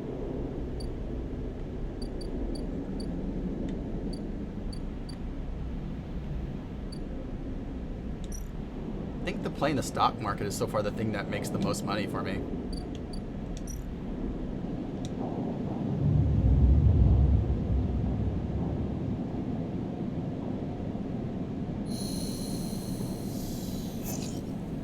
Alright, I got a 1 for one of those things down there. Let's talk to him first.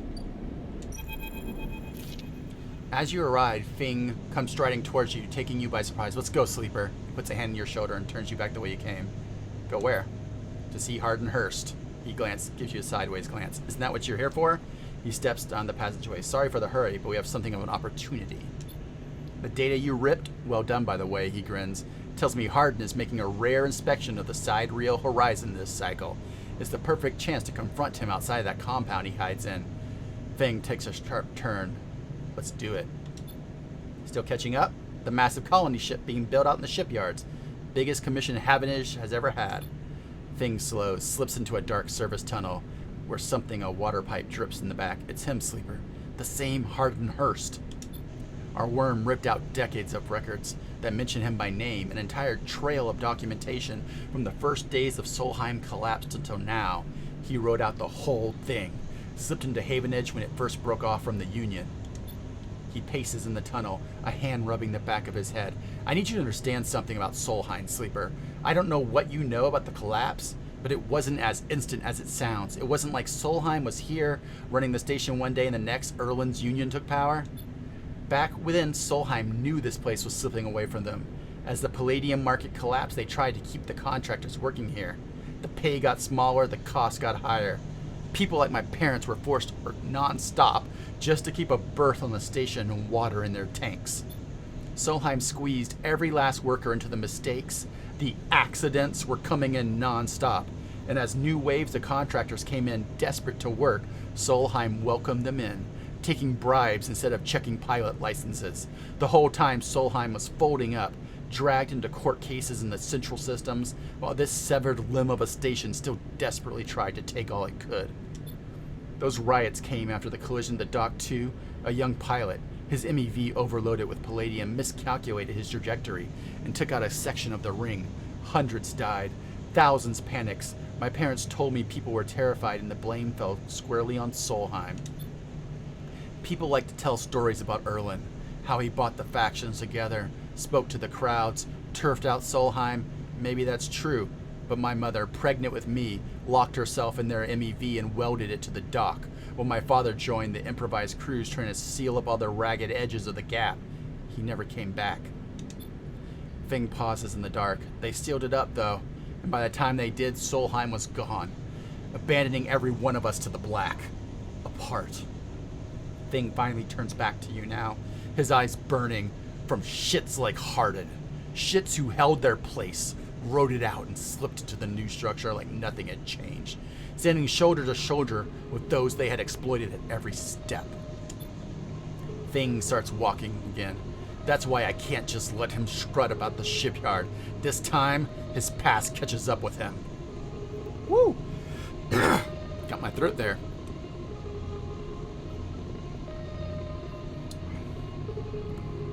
How is he still alive? Clearly you don't know much about executives. That kind of power comes with certain benefits. Fing rejoins the main passageway, which is now wide and glass-roofed. Through the ceiling, you can see ships in mid-construction, their flanks lit by the flashes of plasma torches. The vast bulk of the sidereal horizon comes into view like the ruins of a toppled skyscraper. Lying across the ring, the entrance to the shipyard is ahead. Let's fucking go, Fing. Fing grins. Let's show this shithead some consequences. He strides to the shipyard entrance and pushes through the doors. A web of corridors lead through the complex, snatches at the side reel. It looks like the corpse of a whale, suspended, skeletal, imposing. Fing seems to know exactly where he is going, and before long, you cross into a huge dry dock, locked onto the side of the side reel horizon. I wish I was getting free food like the guy in this game. Free food is so nice.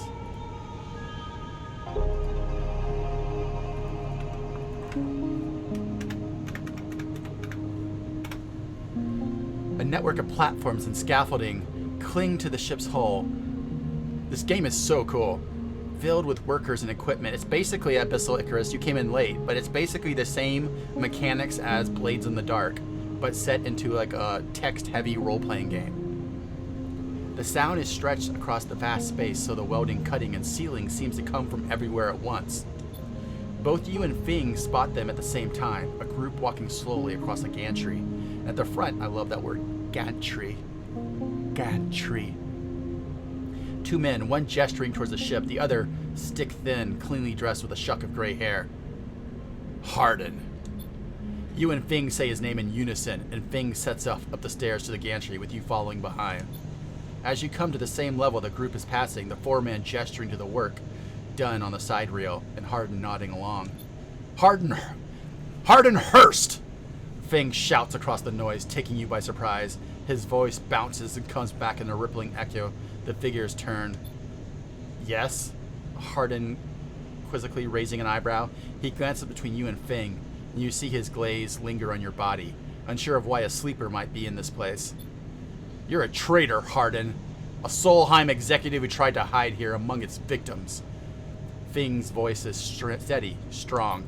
You stand for everything the Eye was rebuilt in the shadow of. Everything Erland stands for. Everything Havenage stands for. You have no place on this station. For a moment, stillness descends on the group, as if everyone was held in place by the rattle of construction. Hardin laughs. Well, good to meet you, too. He glances around at those around him. Some are smiling, others nervous. You're from the system branches, are you not? Ask Hardin, inspecting Fing's clothing. Fing turns to the foreman. You need to call your security. This man's a corporate agent. The foreman glances between Fing and Hardin, his hands drumming at his sides. Hardin leans toward him and says something inaudible. The foreman nods. It's true. As you begin speaking, Hardin turns his attention to you. And what would a sleeper know about that? You accuse me of being a corporate agent? What are you if not exactly that? He looks around the group, who are already eyeing you with suspicion. You are a product of SNR. You have no place in Haven, Shippanage. Who knows what signals you're sending back? Fuck. Fing holds up a stick of memory. You guessed right. I am systems. I have the records that link you directly to Solheim right here. He turns to the foreman again. So once again, I am asking you take this man into the custody of the shipyard. The foreman remains still. Hardin's voice is calm, measured.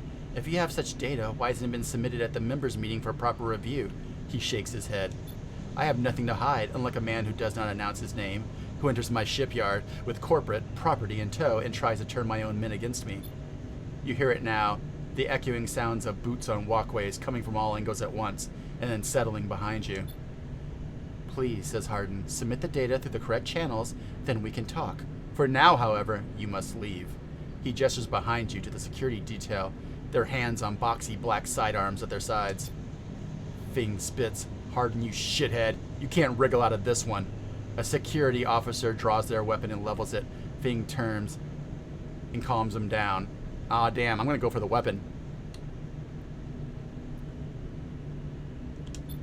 As you move, Fing puts a hand on your shoulder. He shakes his head. Not security. Let's go. Alright. You try to keep up, he slips into the shadows. Fing is grinning ear to ear. You know, Sleeper, sometimes the people are exactly how you expect them to be. Something pings in his pocket, he takes it out. On the slate, a web of connections start drawing itself out, stretching to a set of points around the ring. Got him, mutter Fing's. What is that? That, Sleeper, is something our worm added to Hardin's personal slate. We are tracking his outgoing messages. Fing's grin looks ghostly in the light of the screen. The old ways are best. Spook them good enough and they'll give the game away.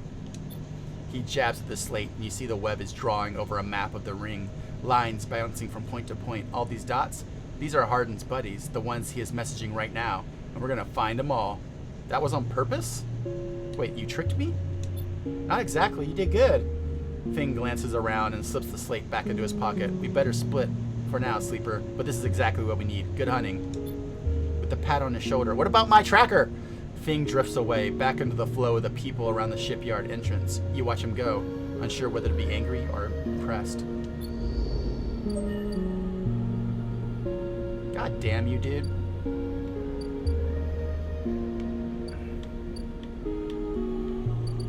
Alright, let's try and do some of these ones over here. There was a Yatnaga, right? No, I don't want the Havenage, I want the Yatnaga.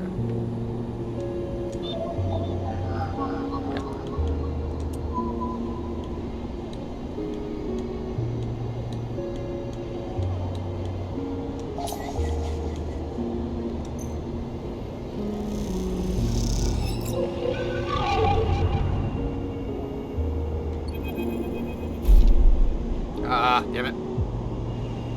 Those familiar threads wrap around you, bind you, test you. Entity, submit. Hunter's strange head bobs in your vision. Your ally in the sealed dock cannot save you.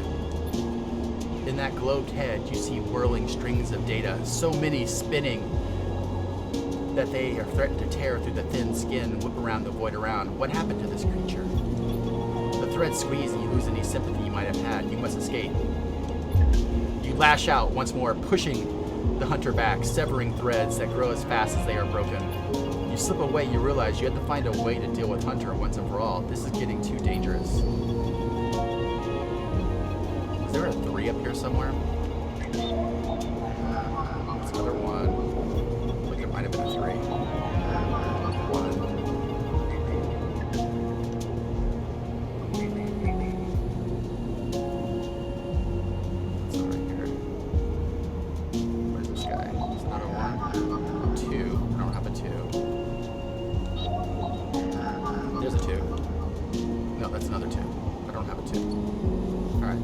Get out of here.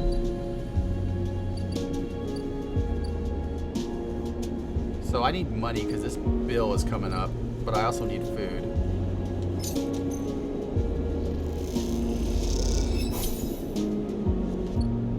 Let's go and see what the best place to make some money is.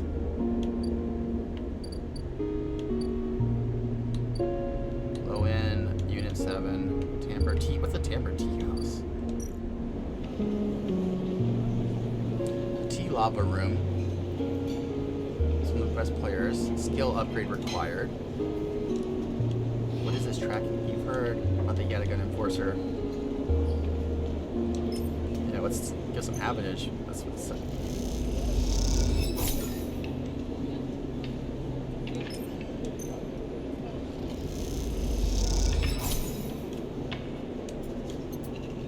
I have a lot of Havenage data, so let's just make some money doing that.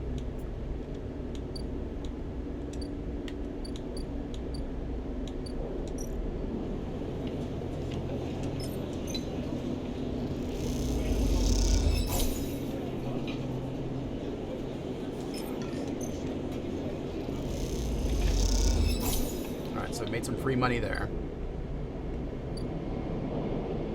I'm trying to remember what is in the Midline Free Club.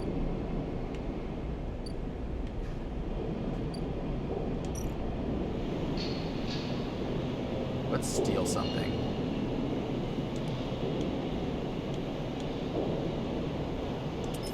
Just want to see what happens when we do this. A random shipment. Oh, did that make... Did that give me a... have 4 ship mine fragments, so let's go build the ship mine. I think the ship mine building was over the dock? No. Is it in the rotunda?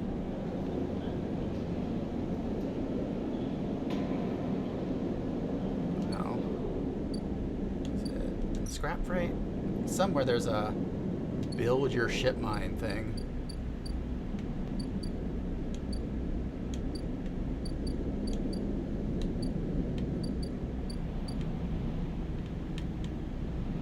Shipyard. Yeah, nope. Part of this is I'm getting lost.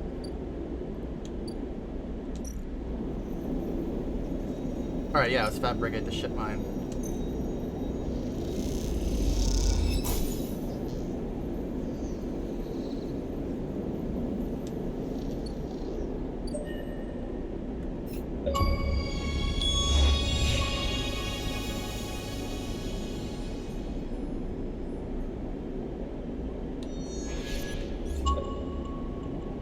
Oh, I have 2 points. All right, let's up one of these things over here. I think I want self-repair. But the data thing would be really cool too. What's this? Oh, I thought there was maybe more screens.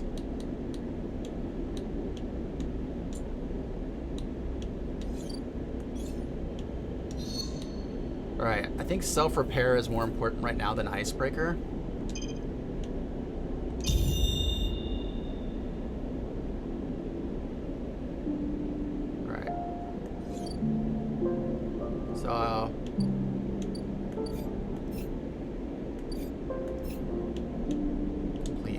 Build a ship mine. I can go sell that ship mine for a lot of money, I think.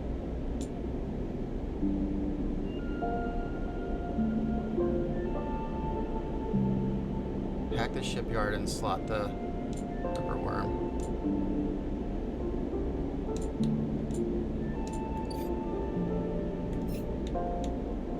Active, so disable my tracker. Help Fing chases leads. We're doing that now. Get Sabine out yet again. Memphis, yeah. Ethan's tab. Ugh. Study the winter light. I need to start studying the winter light. But first, let's go sell my ship mine. So I'll have money when I need to, actually. Hey, I thought I could sell it for a lot more.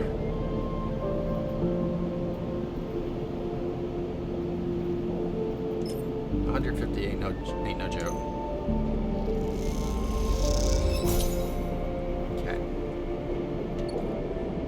Let's go and study the winter light before that guy has a... I'm a little scared about what's going to happen when he freaks out.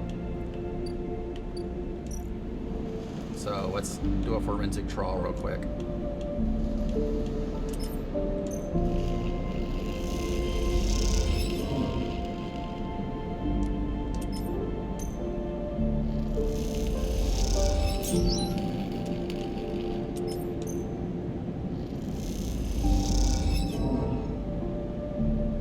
That wasn't very good.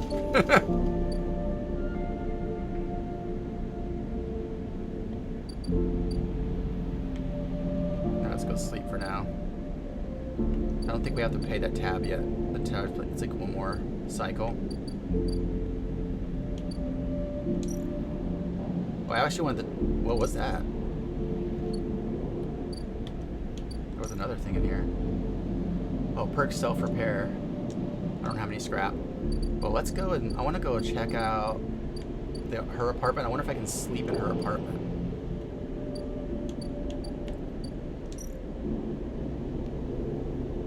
Huh.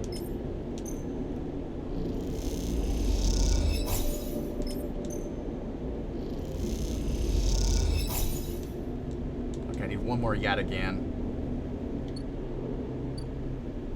But I can't sleep here. I can't sleep here. I thought maybe since I have access to her apartment, I could sleep somewhere where that guy doesn't know where I am.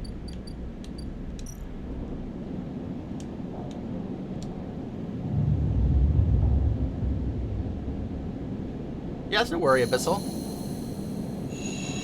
Glad you're just here hanging out. I'll get some 1s and 2s. So let's go down immediately and try to get the Yatagan guy.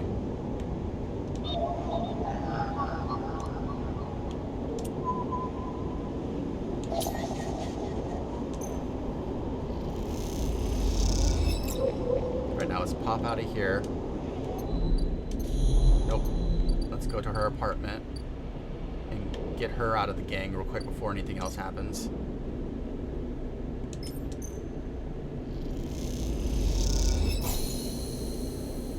Okay.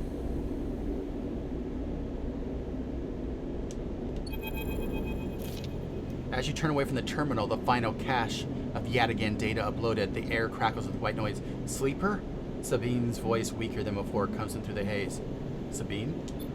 A sigh of relief comes through the layers of noise. The call must be coming from somewhere in the station. This has to be short.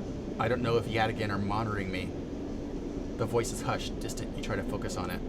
The data you've been bringing from Yatagan. There's something in it I don't understand. A shrill howl rattles with the signal. This data is all gleaned from their implants, records of integration. I installed many of these implants. I didn't enable any of this functionality. Their voice dips. A swimmer slipping beneath the water. You listen to the waves for a few seconds before Sabine reemerges. Has to be somehow baked in their wetware's interface, and that's not all. The systems compiling this data are connected to some kind of transmission protocol. It's being broadcast. Wait, why? Every Yatagan enforcer is equipped with black market implants, retinal enhancements, adrenaline boosters, pain suppressors. These implants are gathering data on themselves, on the enforcer's body, on their performance. Why? I can't tell. Probably for the people who make those implants, man. That's like market research. But I can promise you, these foot soldiers have no idea what's going on. The background tone switches, dropping to a greeny rumble. If they knew, I don't imagine they would be happy with the situation. Yatagan would have a mutiny on their hands. He leaned toward the terminal, straining to listen. I need a few cycles to pull this all together, but this might be the information I need. Yannick. Yannick? He is one of the heads of Yatagan. They pause. It's better you don't know him. Keep it that way. Suddenly, a banging echoes through the call. Sabine's voice is suddenly whispered panic. I have to go. Come back in 4 cycles. And the sharp crack of a disconnect. What does the Yatagan have to gain from monitoring its own members?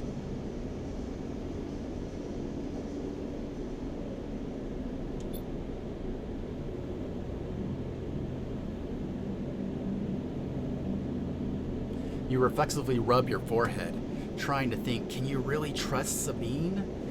How did they come to Yatagan's doctor in the first place? You think of their kindness, their care, but also that glazed look of recognition that they gave you when they first met you. That look stays in your mind as you slip back out of the apartment, glancing around as you close it up and drift into the corridors, unable to shake the unpleasant sensation of being observed. Cool.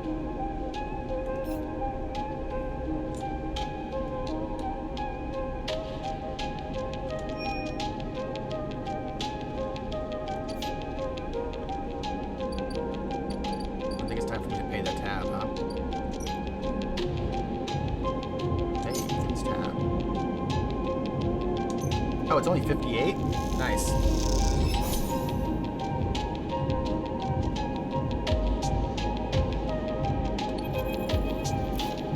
I can't believe you just did that. Ethan's mocking laugh comes from across the bar. You look across to see him leaning across it in a pool of light, empty glasses and spilled liquids glinting around him. It's always dark in the compressor, but this cycle, the place is packed. Loads of spacers mixing with the locals. And usually they run. Ethan spins a glass from the bar, or they go spend their savings on some local heavy I have to put down. They don't pay. Walk away. Ethan gets to his feet. The glass falls and smashes. He doesn't seem to notice. You think that's it? 1 round of drinks and we are even, sleeper? Come on. His hand comes to rest on the butt of his handgun dangling from my chest holder. What's wrong with you? Ethan laughs hard, and the people around him turn to see what's happening. You think this is on me? I think someone in your position might have a better idea how this all works. I'm a freelancer, sleeper, just like you. We both signed a contract with SNR, didn't we? The difference is that my word means something. He closes the gap, stumbling a little. What did you think? You could run away from your contract, your debt? You could just steal that natty little body of yours and take it for a joyride? Play human for a cycle or two? I'm nothing like you. That's what I'm saying. Ethan is addressing the bar. Now having noticed the tension from the other patrons, "You're a coward. I'm a professional." "Though I should thank you," Ethan nods, his head heavy, "for giving me such an easy job. I'm used to outlaws, you know, real bounties. If I knew catching sad little escapees like you was so easy, I would have changed clients ages ago." Someone shouts from the back of the bar for Ethan to shut up. He holds a finger in the general direction without turning around. "Shoot me or let me leave." "Oh, I see. Toughening up." He gestures wildly at the crowd. "Thumbs up or thumbs down, folks." Most turn back to their drinks, no longer interested in this tired show. Ethan mutters insults as he walks back towards the bar. Ethan sits heavily down on his stool and searches through his glasses for one with something left in it. "Thing is, Sleeper, I can find you anywhere. It's actually wild that you haven't figured it out yet. That body isn't yours. It will always betray you, no matter what." He finds a glass and downs the contents. "So please go. I'll catch up with you whenever I need another." He laughs and taps the bar for a fresh drink. "Look at yourself. Give it up, Sleeper. I'm done teaching you for today. I'm sick of you. Go find a job." You turn your heel and you're out of the cloying dark. The sweat stench of the compressor. You walk hard and fast down the walkway, anger driving your footfalls into the metal of the rim like hammers. Oh, we got another upgrade point from that? What drive just got completed? Oh, pay Ethan's tab. I have one upgrade point available. What should I upgrade something? Yeah, let's do the one. Nope, not that, you dummy. Oh, there.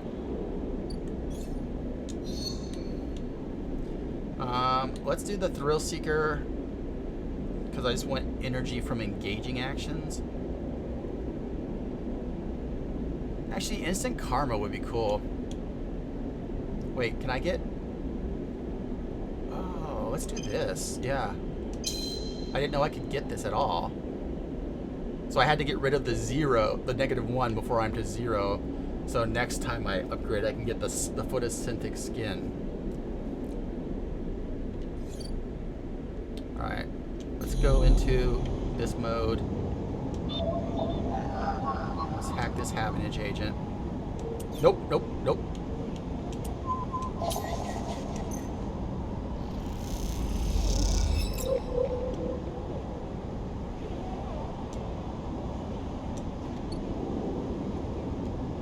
Now let's go and do something that either makes us money, preferably something that gives me scrap. So, in the shipyard, let's do some engineering stuff so I can get some scrap and money.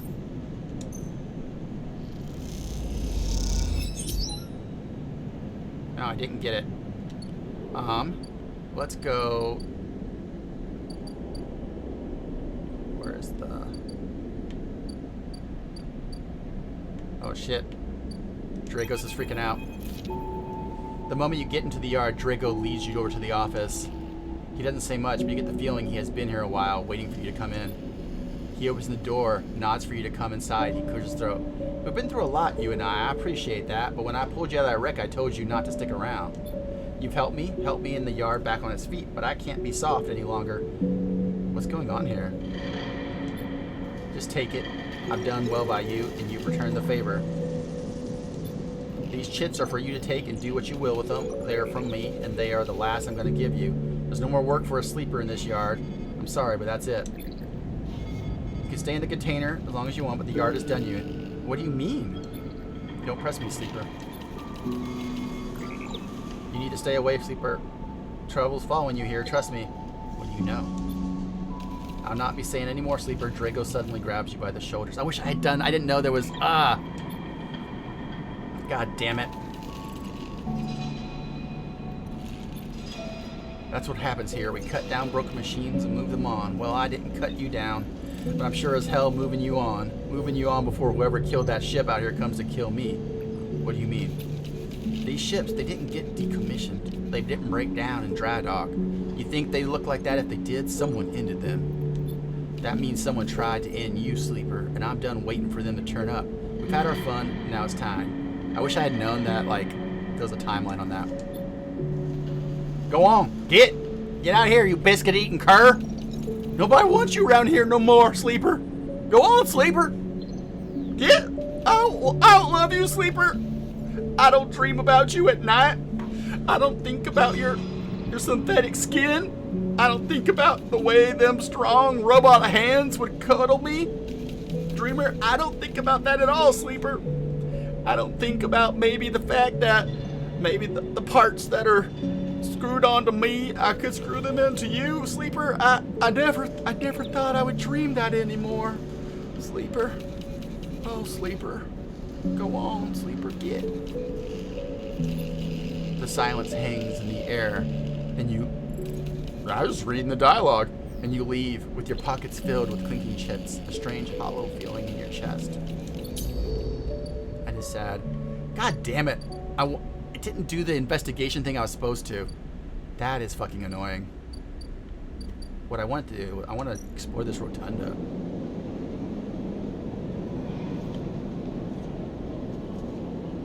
What? Oh, I want to do this one.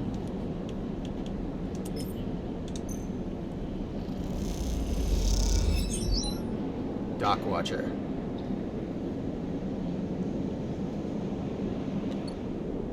All right.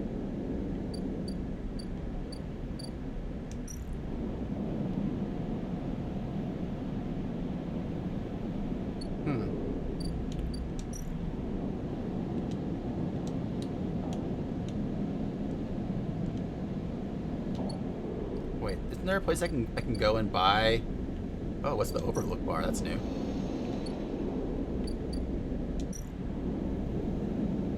Buy rations.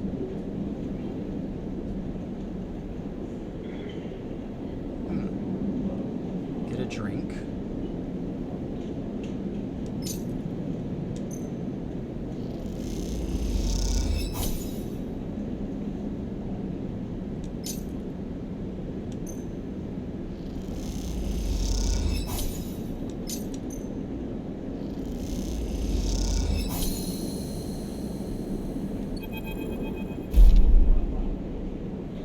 The glass shatters on the steel bar beside you, and the taunts don't take long to follow. Hey, honk! The spacer calls across the low room. What are you doing here? He laughs at his own late joke. Playing Inhuman? Shout back. You spin around off your stool, scrambling for words. A hand falls on your shoulder, but as you flinch away, it pats reassuringly. You freeze in place. Oh, look at this cool-ass person! Tala. Out! The voice comes from behind you, spat out like a shot. You turn to see brown eyes, dark hair, and a stare that could breach the wall and bend you all into hard vacuum. Oh, yay, Abyssal. I have many times accidentally sipped from my glass of water that I was dipping my ink brush in instead of coffee. So I drank ink water many times. I am there in solidarity. As you turn back to the spacer, the second glass comes sailing through the wall. There, catch it. You reach a hand up and the glass shatters on your forearm, shattering you in fragments. Through the haze of glass, the Girol vapor, you see Tala leap the bar and close the distance to the spacer. The thud as he slams into the wall echoes, oh, she's a tough ass, the bar like thunder. Now flanked by other figures quick to their feet, Tala throws the spacer out through the door and stands silhouetted against the rotunda lights. You touch your arm and it feels wet. Someone helps you to your feet and back onto your stool. Broken glass rattles as it is cleared, and a fresh measure of Girol is glugged out in front of you. The same hand, warm heavy, falls on your shoulder once more. He isn't coming back. We don't tolerate that kind of shit here. Tala flops on the stool beside you. Let's get a look at you. Tala wipes the powdered glass from around the wound. Then someone places a bottle of alcohol in a metal tin with tweezers on the bar. She disinfects them and turns to you. That was an ambitious catch, she smiles, a sliver of glass from your forearm. Stupid, but ambitious. You don't feel the pain, only the string of status messages your body delivers concerning dermal damage and exposed structures. You do feel the care, though, as Tala's bright eyes search your thick, synthetic skin for splinters.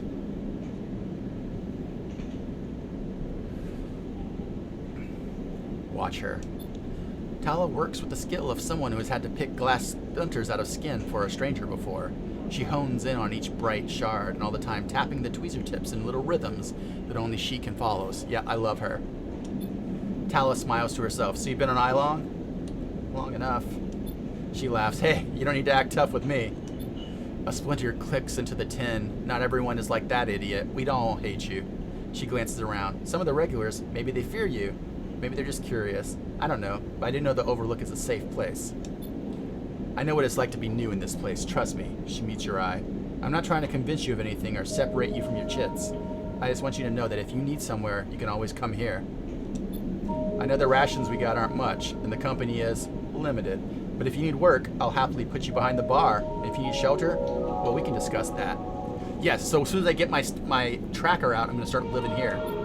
You'll be safe. I usually have Francis on the door, but he's in Greenway this cycle, haggling with our supplier. Francis tends to be particular about who we serve, even if the clientele isn't. She places her tweezers in the tin with a clink. That's you, sleeper. Here, she slides a glass of Girol to you. This'll help. She stops your hand still in the glass. Wait, does this help? I mean, can you get drunk? Nope. Just a connoisseur. She mock winks. I'll let you get back to it then. She walks back across the bar, gathering the glasses as she does, and before long is retelling how she threw that spacer out to a new group that just wandered in, complete with dramatic actions. She gestures in your direction, and you instinctively look away, back to the worn surface of the bar. You take a sip of Girol. The earthy fungal tones fill your senses, almost blocking out the sight and sound, like diving headfirst into a bog. You may not be able to get drunk, but this connection to something grown, something fermented, something old, feels good. Hell yeah, love that. Ooh, I can do a bar shift.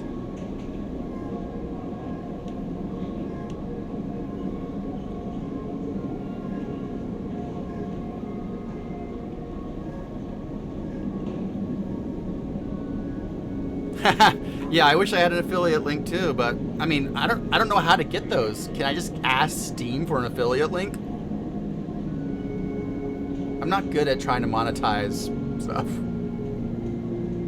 I should be, because I can make some money. I need money. Wait, what are we looking at here? Oh, that's a ship. Oh, girlfriend. New wife. Hey, you, want to earn a chit? Ankita stands behind a huge pile of tied together hull plates. She stretches at her back, her shoulders bulging. Make it two. She laughs. This goddamn station. She sighs and pinches the bridge of her nose. All right, come here then. You cross the docking concourse. I need to stop playing. We've been playing for like 4 hours, but I'm so into this. As soon as we finish this talking, we're gonna quit.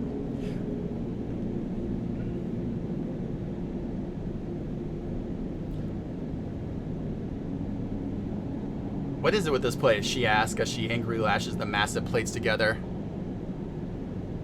Everyone wants their cut. She straightens up to an imposing height, her armor plates creaking. Looks you up and down. Or is it just you all think I'm an easy mark? We all need to survive. She softens. I get it. I do.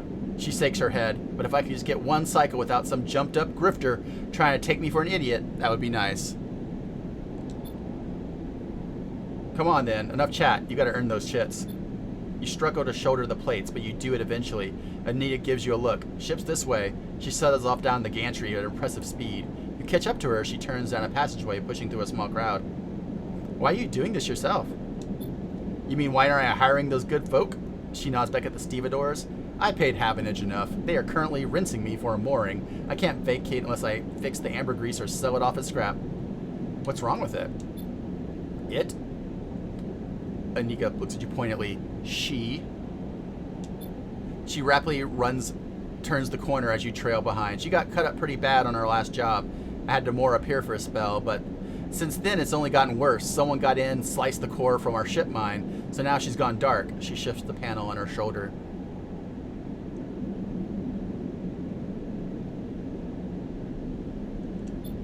The upshot is that I'm short one ship mine with a ton of repairs to do, and the rest of the crew signed off the moment they got wind I'd be stranded. So yeah, it's been a time. Anything I can do to help? I don't know. Got a ship mine tucked away in that frame of yours? For a moment. Ah, damn it, I sold it. You aren't sure if she's serious.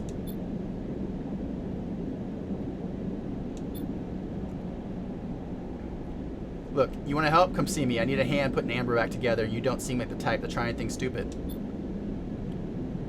Just don't go spreading all this around. Huh. Ooh. And the jam drops. What's the new drive?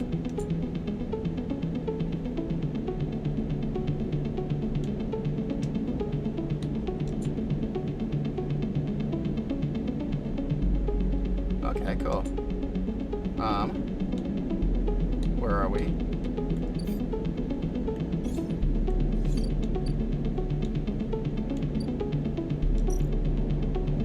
Alright, so we have engineer stuff and interface. Cool, we'll come do this the next day. The music is great on this game.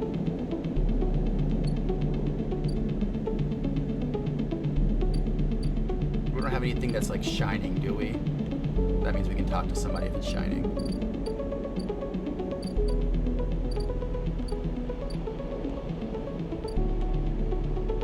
I could jump the Founder's Gap.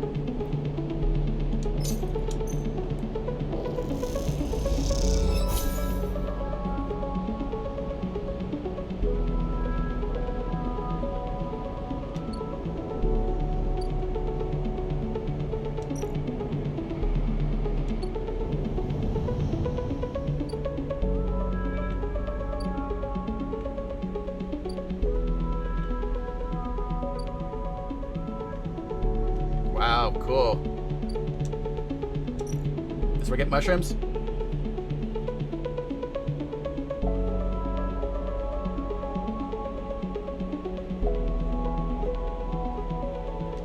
Alright, so let's... Those are engage and endure. Into it.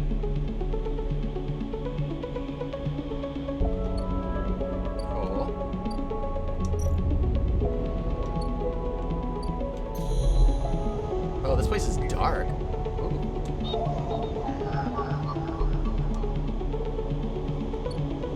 Interesting.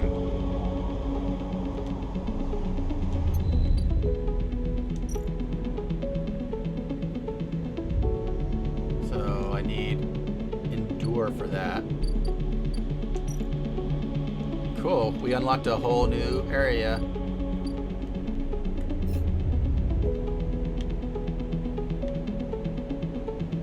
Yeah. Oh, I think it's just that, like... So when I hit Y, I'm going into hacking mode, and I think this place is all just locked off, like, from my mind. Because this says, like, the entire Greenway is locked down, shrouded in a dark cloud of shifting currents. What is happening here? So I need to get a Greenway cipher before I can see, like what's connected here.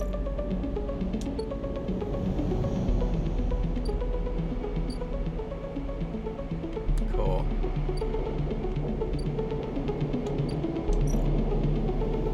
It's not really, it's not really a fog of war so much, you know.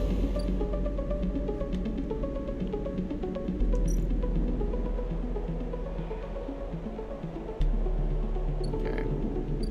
Just trying to remember what's going on around here.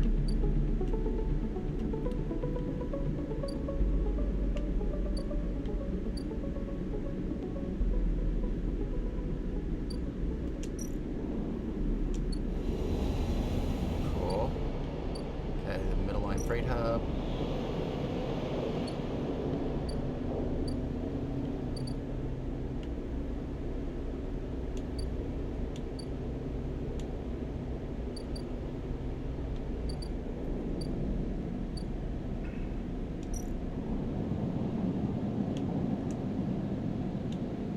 All right. So this game is super fun, y'all. Let's go down to my chat overlay. Ooh, that's really close. Let's back it up a little. I really enjoyed this game a lot. We are going to be playing this a lot more in the future for sure. Let's go and raid somebody though. And I may come back after I do some house chores and do a stream where I'm designing some t-shirts. But for now, let's go see who is hanging out and raid them.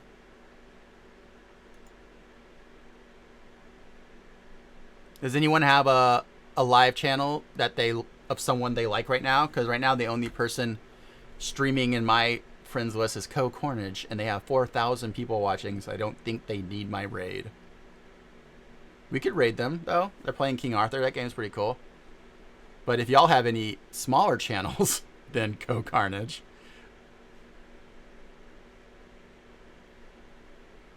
Yeah, I need to go flip my laundry and do some house stuff. Eat some... I'm super hungry, so I need to go make some lunch. So... Is that what it is? The title of their channel is just Vanna?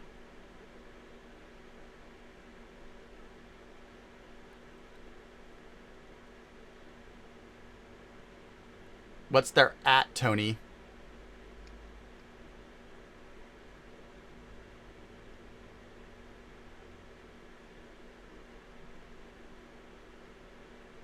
Is it just Havana? Okay, yeah. Ooh, the Stanley Parable too, so that's a cool one. Let's do it. Let's go and start the raid. Everybody jump on the raid car, and when you get there, yell, "The Abyss sent us!" and say something nice. And then you don't have to stay, but it is nice to like raid somebody so they feel good about themselves, you know? That someone thought about them.